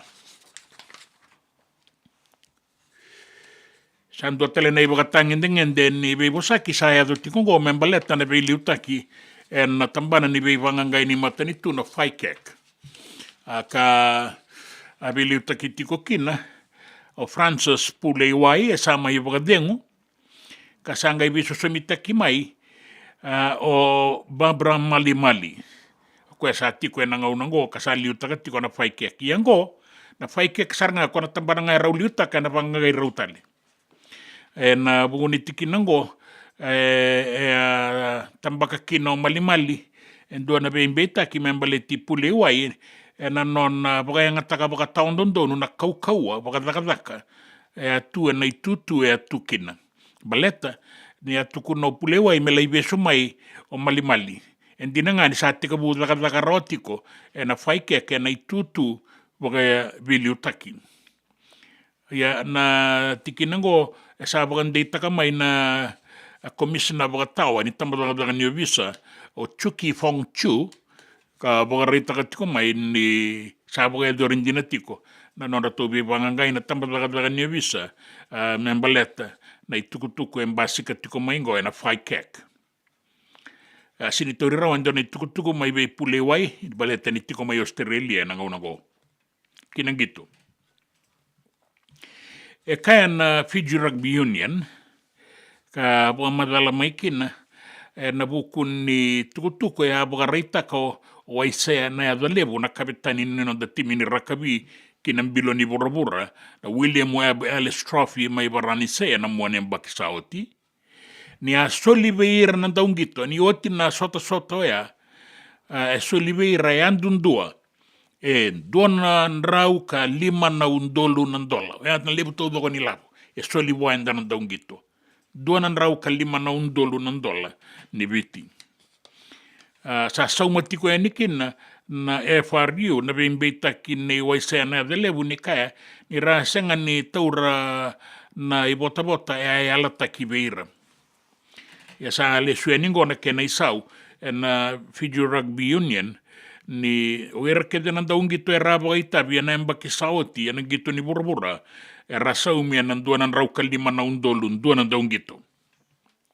Sa bagan di takamay na itukutukungo na Fiji Rugby Union ka talenga ko rato na may biso somitaki na isongo-songo ning gitu na bulago me na emba ki saoti e rato ngole babagan bimbi saranga na bakau yang ni timi ke na non rabaga rau kina gitu ni bura-bura kangala ki bagai dori ke barani seka rasa ini takakina na ibota-bota e tulu sanga bulu na undolu dua nan daung gitu bota ke na non rai bota-bota ni basing ana daily allowance e 5 nan rau nan dolan dua nan daung gitu nan dua na singa. E me teka buti ko e nena non rabagarau, me adaba ni rasala ki tiko mai kia. Ko engori na be kai bugarita ki mai, e na isongo-songo ni gito rakabia na non tapanua, me mbaleta na non ratu kundru, na kapitani ni timi ni viti ke rato i leo i vidota le sinita buti na dan rato, na daung gito. Ka rato kai tiko ni rato asenga ni saumi, na ibota-bota kai alata ki vei rato. E bukarita ka na nonton tau bibo katabulidi ni timi ni Fiji Water Flying Fijians o Mick Byrne ni sa tiko binakasar na gito ni Isaiah Armstrong Ravula na nona mangosa ni bimbiuya ka na polo e loma ni rara na sauladanga e toka bua mawiki na matau. Na nona mangosa na dau robongo na itutu ni fullback kasala king gito tiko kinango mai chapandi e buke boga lebu na toso kiliu ke na kambakoro ni timi ni viti na non mangosa ni boga tangeta na polo na ponu endondonu me ratu tiko kina e kaya o Mick Byrne ni sa boga tobole e vida na ituba me baleta na do robongo me la ingito kina e rawata boga binaka kedi tiko baleta na saulada e tiko boa lau ngai mangosa ngai rawakina na toso kiliu na timiniviti na ponu e bimbiu ya kakina na polo kene mbale ni sember ni kadiba kitiko mai na dan rana dorobo era nangito na muani madongo na final ni PNC bakabiau sabangan data kitiko ngo ni Armstrong Ravula na tauratale na itutu ni fullback na batini kalima na ia tu muri ni tatango makini timiniviti. Na timini viti e rauna sota ki na timini Japani na tini na kaloko, si vina tini na 5 na miniti, e na mbongi ni Singapore rawa ingango, mai Hanazono Rugby Stadium, mai Osaka, by Japani. Aki na biasa ibura-bura, e warita ki tiko mai ni dua na koro mai Polandi, sa pakalalay saranga pakan dua na koro tau doko. Kei ira tiko kina, e na buku ni walubu. E dua na walubu lebu e tarati kong konda pun dua raramba o Europe. Ia mai Polandi e pakarita ka tiko mai dua na turanga ni koro, na mea ni dua na koro wakai tamera lewe wasanga bulu kabana undolu na lewena ni sa tarairani. Na walu kar sa pangalala tau doko kina na lewe ni koro. Ngona ay tukutuku e bukarita katiko mai o mea coal blast baleta na kena sangai mera sa maroroi mandanga na lewe ni panua bata kena non riau sa ambiu tu mai na vale kambiu tu mai na vikake de mera sa nro ni sa yado mai na walu bulebu.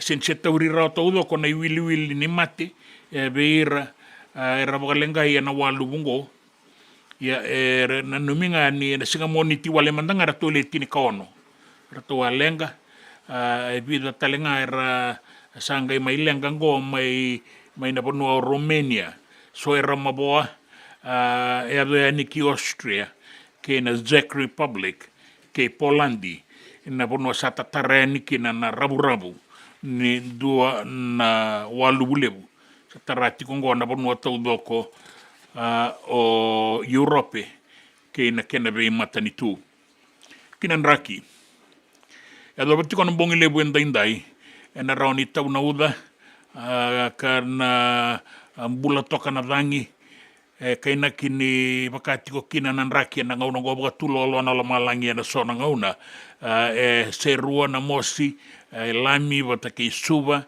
na barabi ni deba ke biti lebu na ya do sarati ko yani kina usori na bualiku ke tai lebu o raki na deba ke mbua o ba kaunrobe wata ke na tokalau ke maduata ke na be anu o di kombia ke na ngele lebu ke tabe uni na ya tulau ke lo mai viti na tau na uda na kabi na rauni tau bisara na sona ngauna we bonu atale so buarita ke mai ni ndau makanan raki se wana wasa bula toka na matani dangi ni tai ke mena toka lau ke na deba sana ngai bula toka na dangi na kabi ndai ke se wana wasa batan mbongi sanga ni besau na itu bakini raki ndai me do bana singa ni matakan batan mbongi ngore na tukutuku na nonda banua ke na tukutuku na besa ibura nangito ke na tukutuku ni raki Nanonda vata ke City Veni Raturala.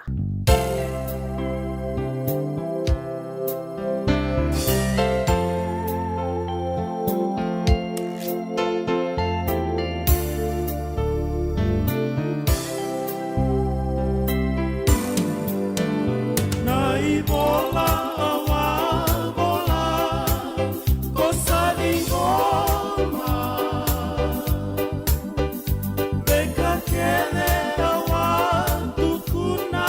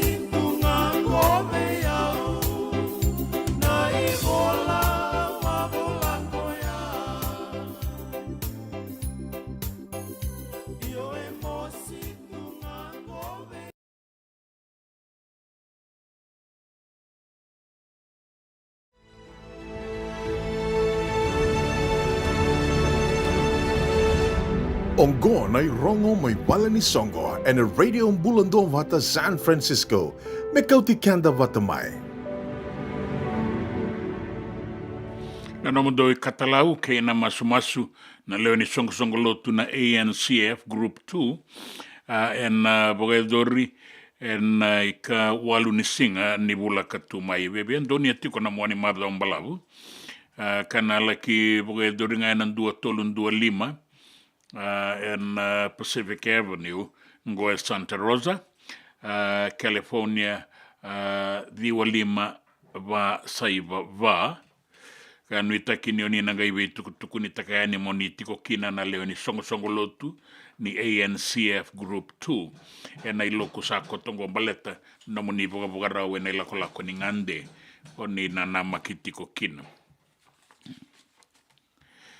Na songo ni bwana numi ni tungalala ne viti ka boga doriti ko eningo ike merke na Fiji Day rona ndolo rusanga bulu kama na didi bagatiko na songo ni Kandabu Foundation USA na singa boga rumbuka ke na boga rawa itini kandua ke ne katini karua ni Okotoba na Sonoma County Fairgrounds Santa Rosa California. Ni yalo binaka ninga itiko ni bogan deitaka se oni binaka tendo na boga tunlo au sanga ni kilai na ngaunango ya sebo tiko mbeka na stall se na boga tunlo ko ya bitunan raunandol me baganga taki no na no manina binaka moni be tarataranga ni na email fijidayusa@yahoo.com moninga kilana kena madala ke baka sanga lala binaka ni so marana bitunan raunandola ongori na rongo mai na vale ni songo Na nonda vata kay City Veni Raturla. Let's go!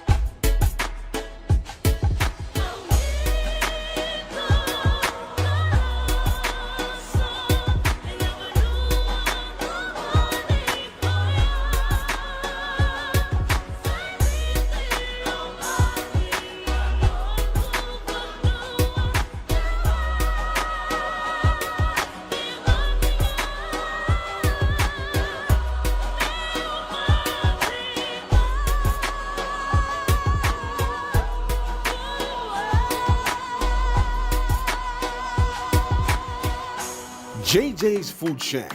E tiku kevi kina na kankana boka biti me pakana kokonda. Lobo benga ni ngai kani doitu na bundi na ndalo se tabioka. Na kankana boka malangi me pakana steak baka loka kena coleslaw.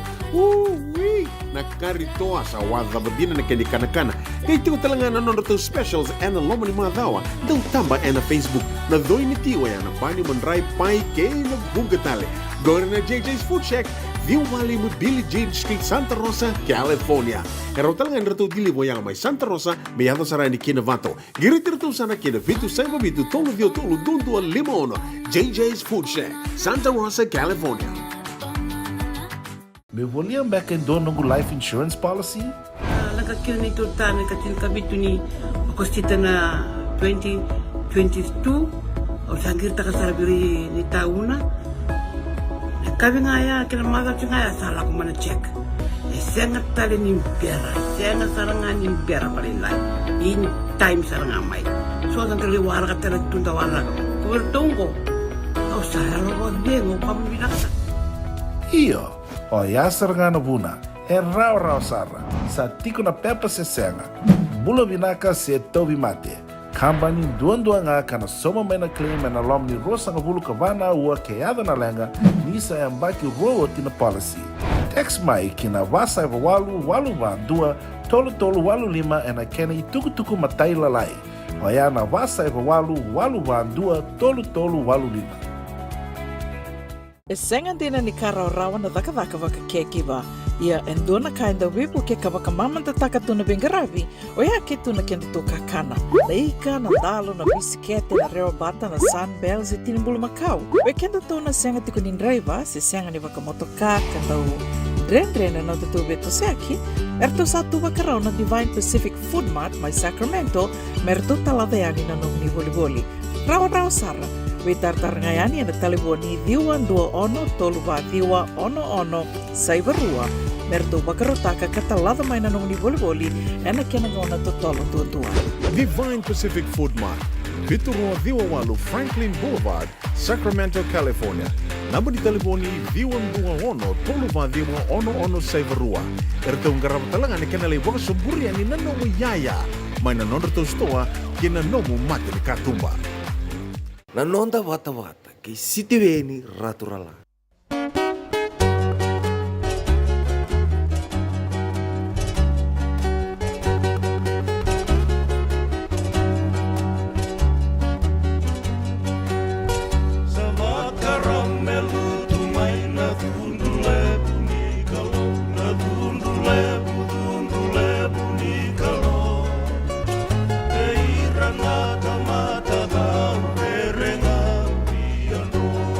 Renga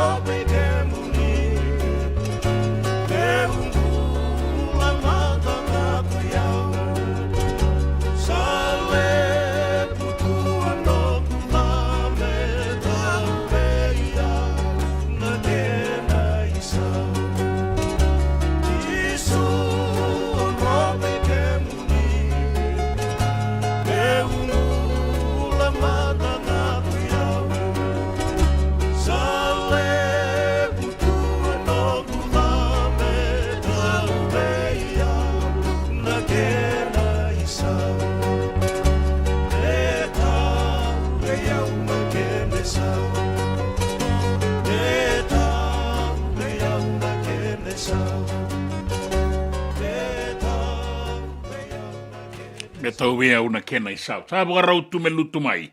Vera tau na tambana ni viri kawa ni tamadaga ni visa. SD Blanco. Rato sa lolo matua ni endelai nailanga maimba. Ave mbote le tila bata ke vika. Rupe ni mata kimbau. Dola Skipper. Mose se tangi vetaua.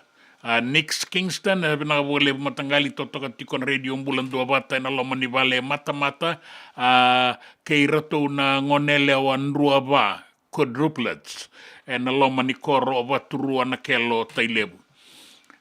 Mai ve roni na sila dola binarigi na momo na tuitedi na gotomena goro rongo binati origi na radio mbulan dua bata kere me rangai mbau na numitu kina ni tau ke Isayake me na Raila Waki ganira na lea mbulu magausi bina wale tori katinai abula serangan de sabi tala ninga imbasi kamai kilat ko dine na basi kamai imbula binaka awati tongo na tolu na ruasanga bulu kalima na miniti mai ker mai na Cook Islands go mai na tukuka na kabini singabu ke lulu endai bina bole bu kalunga tana bengara vitorika bina bole bu na semati ko mai na singale bu endai bata ke melindau anda kai bina bole bu na nomuni semati ko mai sabo bina bole bu nenda main dua bata rautiko and radio bulan dua bata San Francisco kauti kenda bata mai toba nonda ngauna and singani matakar tu sara semata nonda bengaravi na matai songo lotu ni New Methodist and singale wenda indai me zabana ruana kaloko zabana ngauna wa ni samote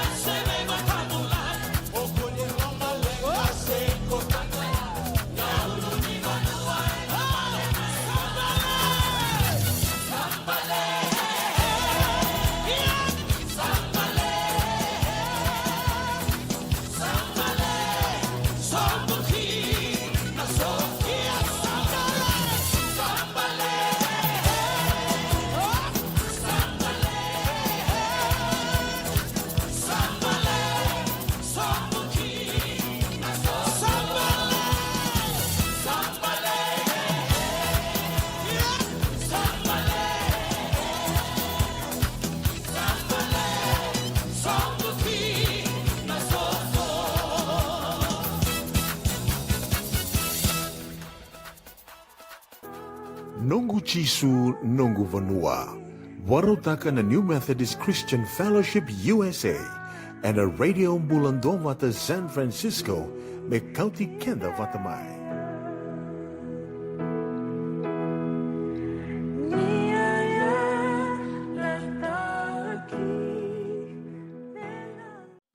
This morning we have Lucia Silikivuya and Mary Tokandundua. We have Litiana Nabainivalu and also another Mary. We have two Marys this morning, Tui Kumbulau.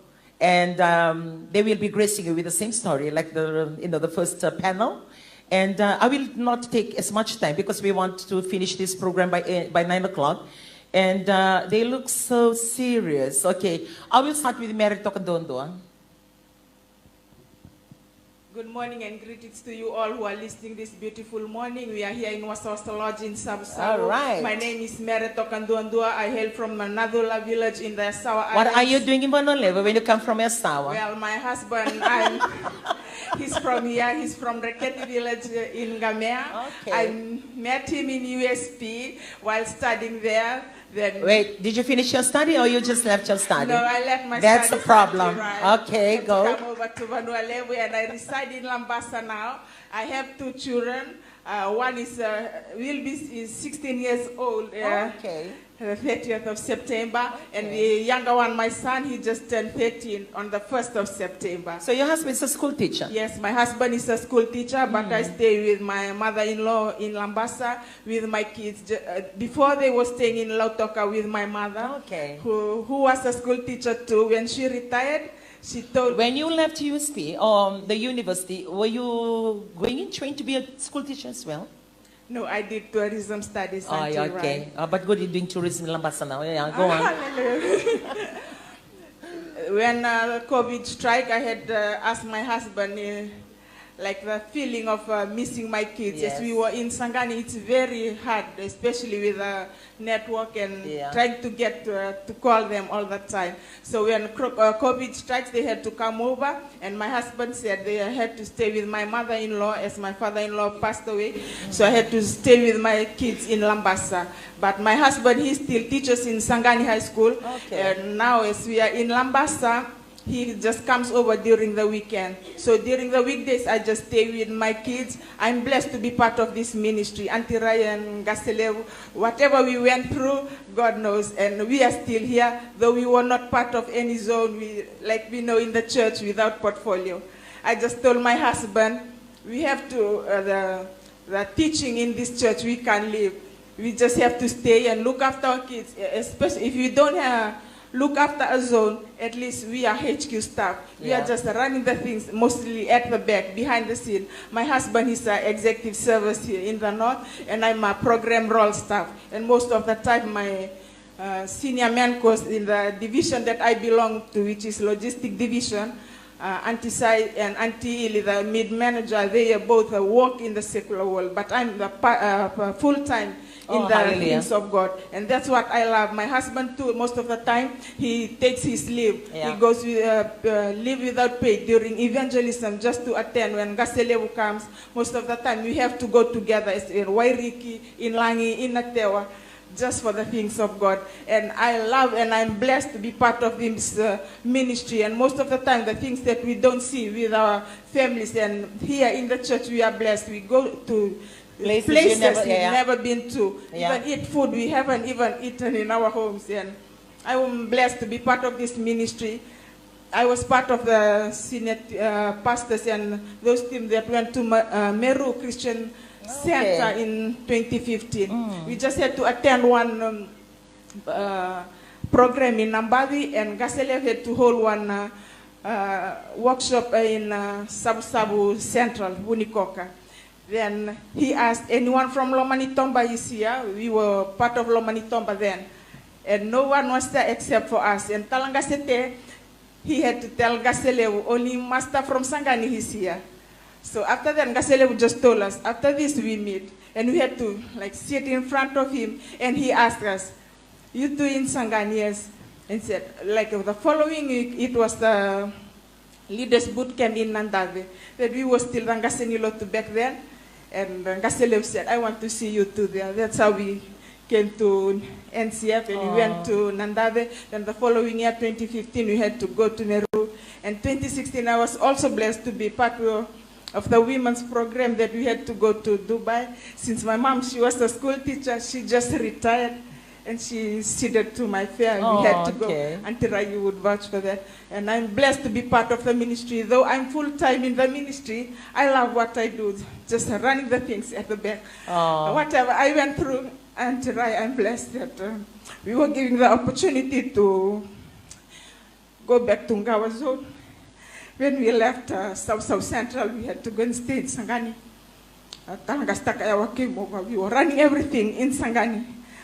I always tell my children, we can't go anywhere else. Although we don't have any zone, we'll be here. Whatever the teaching that we are being taught in this ministry, we can live.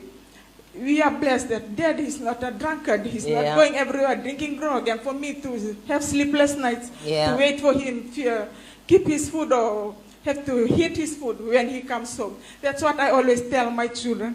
I have only 2 kids. I'm blessed. During the family conference just a few months ago, I was at home in the night and I saw my manager, Auntie Cecilia Sau, her missed Viber calls. And I knew it was something to do with a roster for family conference. Hallelujah. It was been, I think, about 5 years. We did not have any portfolio, Auntie Rai, but I'm blessed. And I was rostered to do the testimony in Lambasa for the family conference. It was like, I would say, a closure for me to testify during the family conference that as all of Northern Division, they were there. And I had to, at the time, to apologize since we were in Sabu region, being RCs. Then we went to Tunuloa. Then when we were stood down, or like say, discipline, as you know, in the church, I was blessed to How many testify. years were you people in the ministry when you joined the ministry? How many years ago? Until we joined the ministry back in Lautoka, it was the Lautoka Zone 2 there. Okay. Talangase Api, SP Api Tunabuke, he was a senior pastor in Lautoka. That was in 2011. My son. And then you moved across which year? Yeah, Sangani, 2012, like the beginning of And your husband still teaching in the same school? Yes, he's still teaching the Antirai till now, Sangani High School. Do you ever write in your prayer list for him to come across to Lambasa to be close to the family? This year he was supposed to come to Nalemba, like just a few distance from home. Then like last minute, we went to Sangani, we packed everything, all packed there. And the master, they were supposed to swap. He did not want to go like the Indo-Fijian master. So he had to go back to Sangani like for this. Okay, we receive by faith that your husband will come to Lambasa, to any other school, not even closer. Hallelujah. But as long as he is in Lambasa. Oh, thank you for sharing your... I just want to say, share one more thing. Like for my 2 children, like I testified in the Northern Family Conference. It was like history in the making when I'm blessed with EMPE that though we did not have a portfolio, until he just said they can join. So I just sent my 2 kids for the Super Kids camp. yes, Boot camp. And they were like on their own. I was blessed even in the youth symposium, they stood up for the chapter challenge. And at home, like in the region, we do our morning prayers. I always wake them up 3 o'clock or 4 o'clock. Most of the time, just to update for our prayers. And so at one home, is 16, the other one is... 13, my son. Oh, okay. Yeah. And at home, every morning we do our Holy Communion. I believe that's the only thing I can reach out to their friends, wherever they go. So that's the only thing I believe that I learned in the church with the blood of Jesus. To protect them. As Well, they go to that's church. the faith of a mother to her children, as she shared today. Early morning prayers, and not only that, they do Holy Communion as well in the morning. So you may be, going through some challenges with your children, disobedient in every element. And that's one of the things that you can do as a believer, to trust God, that their safety and everything about them is in His hands. And thank you for sharing your story with us today, Auntie Mary. Now we will go to Auntie Litia. My Auntie Litia, dapat teman-teman bunyi ngol may kina kiki mani kila na ba sa mani may darubi may. Naka naguilaw Litia ng may tonga. To nangunakagu kunabambula chiwati koro. May bandam-damu tabu kaya him to horror na tadingu nanganengu ba din business yung may suba Au bambula chiwa tu bikem to na bang sim da. Au minimum la bikem to telangan na luvengo to tu etu lambasa. Ibida na luvim? Ertuleva antirai. Kung kasinde ang samba kibida? Kung kasinde ang baki rosangabulu, katarava ang baki cinkawalu. Rongone sar ochi cinkarona ang baki yo kirunge balu bintale. Endo ang baki ono na ngone sar nongone lewa ang baki va. Oy. Kibilis ni baka na rin doon marami ang baki rosangabulu na luven. O talitaktal nga naman nimbo nga. And it's so unique than us. Look at that, it's so beautiful. Uniquely, na buininga, viti, sandren remenda reita. Rivina ka na naman yung buininga. Yatos tal. Au bas talinga bunaliaw, au bawas talinga bunaliaw. Au nabi nakatala, may nabas talinga bunaliaw. Wow, hear that. May nabambulay na koro, vimtoy may naska, muto na barongo ikumbeha. Pabungoku odoha adi bohom tu parong ko may nupula direni huwa mutoto sar mbeka iko na may TV au arongan iyo wa mbula bang to ya tutunga ena pula direni huwa. Okay, was bakandabo maramani kandabo was tanga wanda lebu kembali kemini kilana was bakandabo wanda lebu kemini kilana was bambao. Wow. Ni ko mas makanda bo community ko na ni ndo nangani man ibang business ko suba na naman na business. Ka antira orto yang dondongan na lumani matu vale o lotu chico. Okay. Orto na kena orto chinga na tambana lew. Ko ba di business chico na korobini lang. Yana ni tu senem na korobini lang. Sangi di bak chunga ngo simberni makindo. Sangai bidu chungango na bula ko bolteki ango na bolteki ka. Okay. Kata lagi ni sotal lagi. Eu preto ngai suva. Dai kalak mai kandago. Iya. Wow, there. Fish. Kemani rani awarta kan ko na no mani vida na bakin no mani may samay tunggoy may bonolevo. Patikin na bulay ko rani wasebi ke mani ko na bulay ko la ko dorban bising. Rani weekend na marama barong chiko weekend ni ko. Ni ko kay tiko ni oti na rondo luvia mo raw. Yo oti do na balavo. Ngai me valuven tayo. Nanduin yang bakin nimbola virto na ngoni na tama na kena na kay ko sa tabi vale. Be pakirang ngoni rando yan na bibala rin na bimbara yan ang gito. Yo kung balatin nindo na waseli bichikulo man na baki na tama na kena nanduin di vale. Antira au bakila na kena nanduin di viro nangaste. Oro ngoni malwa rundo barongo. Nabingo na kede ya nangona kitu se chuki na tamba na livo. Nangone kitula kini lotsi kitula kondona vanua ndona korme dak nasongo oruna tonga ya sango ina sininduri nakanga iso libera oruna kania ndundi me vera nangone vero nangone sarni o chichin korona embaki oru bibele bunon rumbul roadeve. Oh, okay. Inyorto chiki male baka rona gas baka rori di ronga me baka raw non rolo manya rometi ro kalalai. Okay bata langa ya bale nyoro kila nyoro ngone sangga sisaro rona gas baka roba do lo man rotunga i vale. Ya bate tali na me baya na kena rekem dia family planning se. Oh, okay. Well, beautiful story she's sharing, the gap between the ages of her children. How many years the gap, Ilama? 12 years. 12 years gap from the 2 to the 2. And what she's sharing with us today, like the oldest one, or the two older children, they're quite quiet. They listen. Whatever she tells them, they do. They keep quiet, especially in church. But the other two, they run around, they do, and they bossy. Which means indirectly that they felt that they're the youngest, looking at the two oldest, and they feel appreciated. So they have their own ways of showing it. And that's the beautiful children. And thank you, Lydia, for sharing a story with us today. Now we will go right to Silky Voya, Lucia.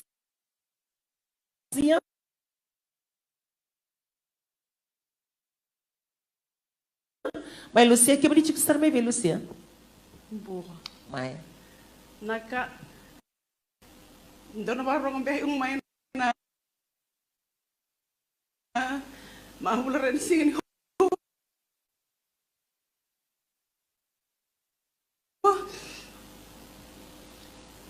Kemanikan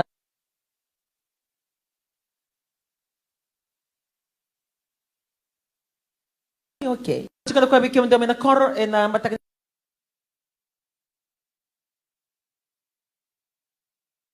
I was chicken na dialect unique dasa kani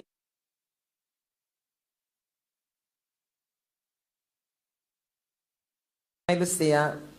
Wang bulan nga naman gumaabo balen doon bulan.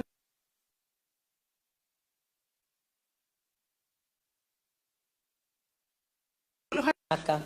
Nang bulan lilo ni maaabo balen. Oy, oto bisa pusaban na.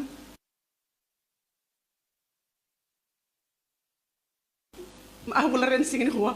Ang mantaw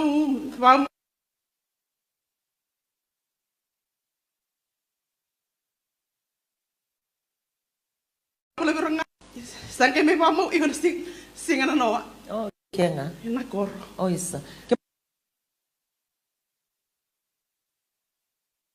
Bari ko sinchi ko na pamaw. Se ko au chima na pamaw kung galag manikon.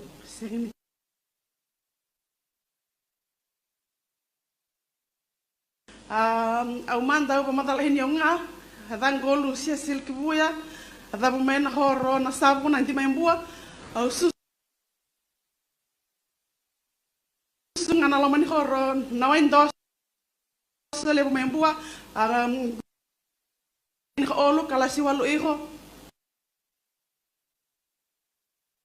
Na sekula world au bengarabi hina au bengarabi ba kinta katin teacher yang bahibi ang bengarabi mena horo ng buti ni may serua sangke may haolo ng ganyan pa yang bengarabi iho na loman horo nga au bawa ihina na mahabol ren singin huwa challenge nga wala hodro man na loman ipo no bengarabi hina au hilaya magendra rawa be umperi be rangon hila laisara ena mahabol ren singin huwa au bahambau au hi amantanga loman tama abu vale Ntu e ngalubenta ro ngalubenta mangena rawa umberi ntu e haposa veira yo situation no may bengarabi hina na mahula rin singin huwa challenge ay balik hinang kumbula apa boleh rin hinang kumbula yang kula ko ang urang Jesu Kristo na mahula rin huwa Ebida na ngwan na mo ikong kasnibulita kay nakidagato na bili-bili tini karua okay au wabina-bina hina nga vera umpo na lomin horni bula bengarabi hina na lomin horo na wendo ni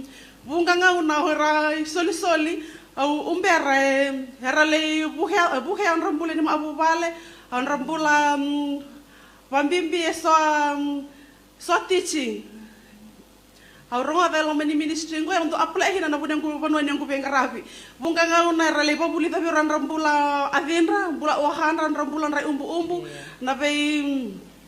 na be khau buli daw na kaya na lo mani ministry rengoy untuk apply hina berang ko wane o unti pandi bu heba halebu bara ra hina berang bulan yang kubeng harabi ena ha ini nyam bah yo sama igo hina na lo mani ministry o beng harabi igo hina total sakoy That's Lucia's story for us today. She's actually sharing in her dialect. She's a kindergarten school teacher right in her village in Waindo. And she teaches a group of kindergarten of 12. And according to her, what makes it easier for her to teach them is the teaching that she hears from the church.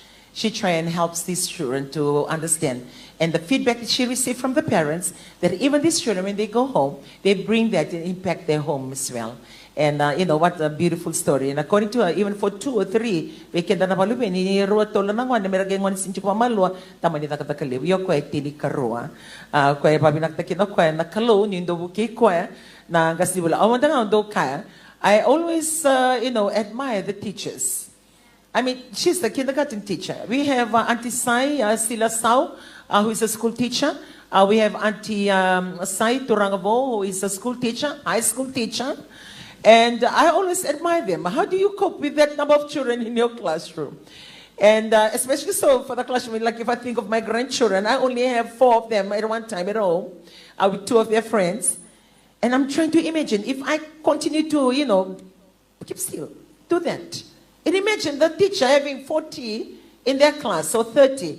Boy, I salute the teachers and the patience that they have to look after the children. And part of that story, she's a kindergarten school teacher. And managing and looking after that 12. And, as I listened to her today, passion. She's got a passion for those children. She doesn't teach because it's a profession she gets paid to do. Second belete ni somi ningas ni vuli orongo di ko chini ko orongo da na lomana na taletaka marutaka na taka mangas ni vuli ver na kindergarten. Ir ni kindergarten ko retondo ya quando kai chika ni na vosa singing dindi vara. Ir na primary school. Na bochi da kai ni ver na vosa ni vakokoran dambe. High school okila I'm gonna go. They have their rights to talk back to you. But we are going to lalai go. Se baka ngada ngada revivective. Alo kila baka to na nongu talenga korto kalalai. Ola ko may niko mo la ko may ndo na makumbuko ko ngoni tutu sangkayan na mo din na pajamas ka ke. Ko ela ko da kene na buno na ko may kinasari de ka ko you going without me. I'm going without you. I have some things to do this morning. But you need to take me. I can't take you. You need to go and brush your teeth, do all those things. But you need to take me. Sa tiga bumbuto-buto. Ko na matagalia. Am da ngayon dua. Ngo ay tinikarua. So dapat binakataka na nona bula na I mean, I don't mind sending my granddaughter to your class. She has the heart to teach and the love for the children. And I would say for Nawaindo village, we came in na lubi mani village ko be kwaya and the kindergarten came in kalungata. But the retu ber na maroi sengo lang ya iralomani.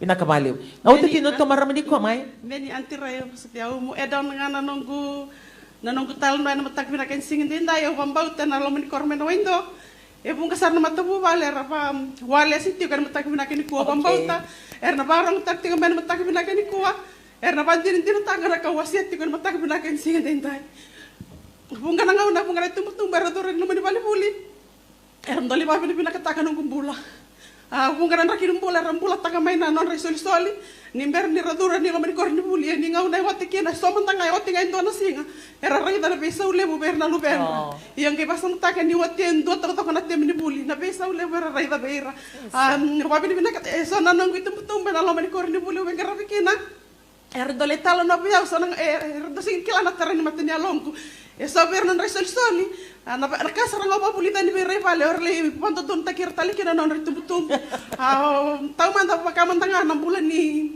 bulan ni posa ta na matag binakan ko kila ni pakai son na panu esa normal tukina orto dan non ko kinta gaten orto le pa pulitir sara man tanga non ritum tamu na posa ta amen tamu na posa ta ento man tanga na ritum beng wale ni be korni buli ka ko ni plate ko na music box lo menon to vale nge kaya ni mo corona lubena tambu na porong ngotang ko na serni setani ba na kina na be teaching au merong ngoti kana lo manin baingo na matak na ken singen dai nampula mang ngani nonra kila na bible verse nunggu soli ako nang ngone au kila lain don tan tikiri bola tambu kila tini na benga una ento taka kina pakana isi week na graduation na kabaya oya una itemera takaba gospel gospel singin into na kaba bura yang babulita beira na nora tikini bola tambu kakya nga besti ko may na bola tambu na matak na kini kuwa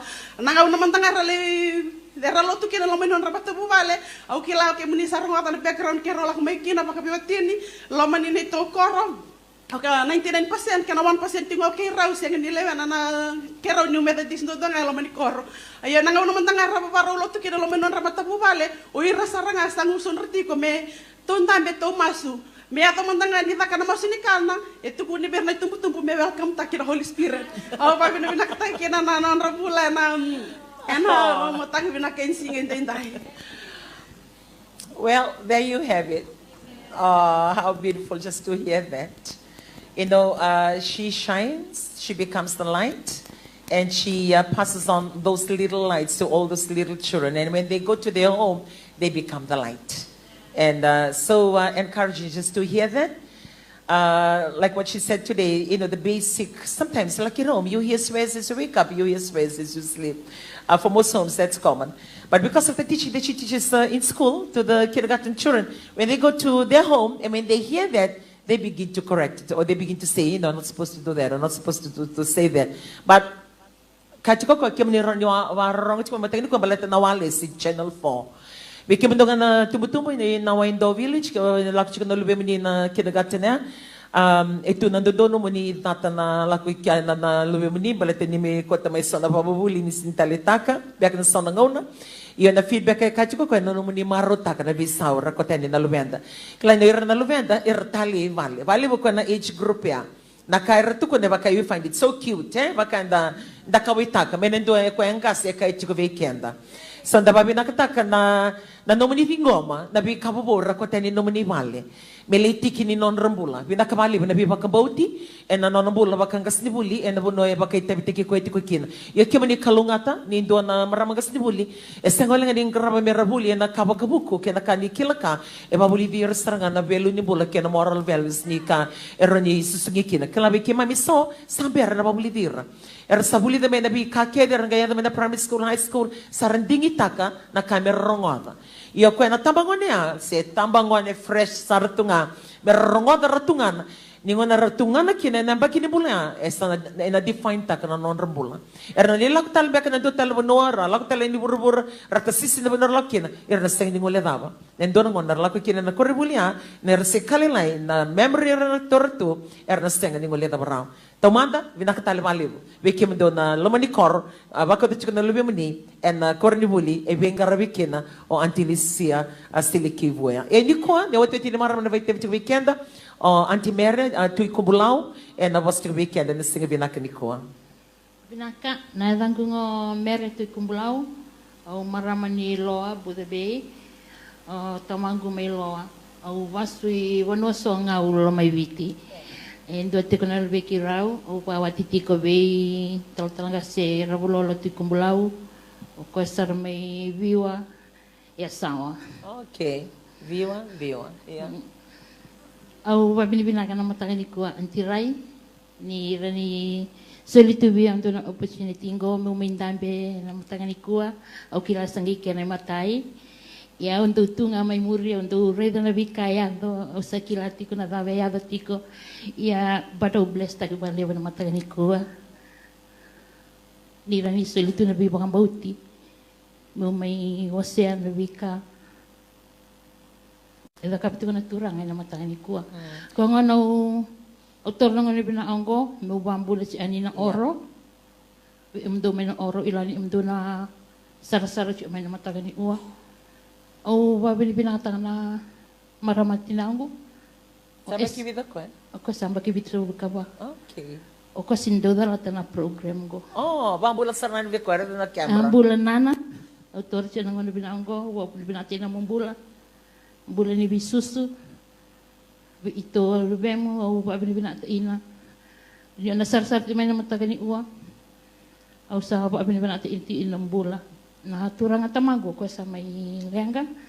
Iyo babili binata na numang bulanan ay unduto o ni irawa lebo. E na matagin uwan na vi akede. Eado. O unduto ravich iraw. Na bulan ni bengkarabi na matagin uwan. Iyo babili binata yung talangan numdong bula. Ngaling ko siya may bale. Ila talangan yung nasasal siya may na matagin uwan. O baambuli siya ko iwasawasa na matagin uwan.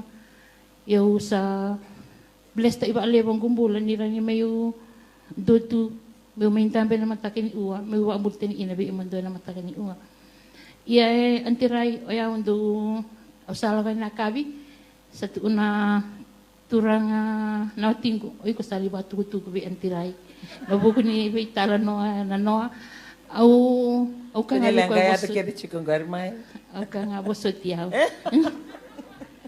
ya binaka na lo manimbain ko raw doon nga na lo manimbain ko na baraw ni yelonda obi waseti ko na matagani ko undo na maramando yalo totolo sara ni da kana bi bosaki lo mani bubale indo totolo na baraw ni alonga ungi ba binaka kana mani bibata bulivi teaching na lo mani ministry nam raw bibata bulive buke kina na baraw ni alonga yo ya uti ko nga kito leto lo babitadini ko ngoni biya wa tiksar may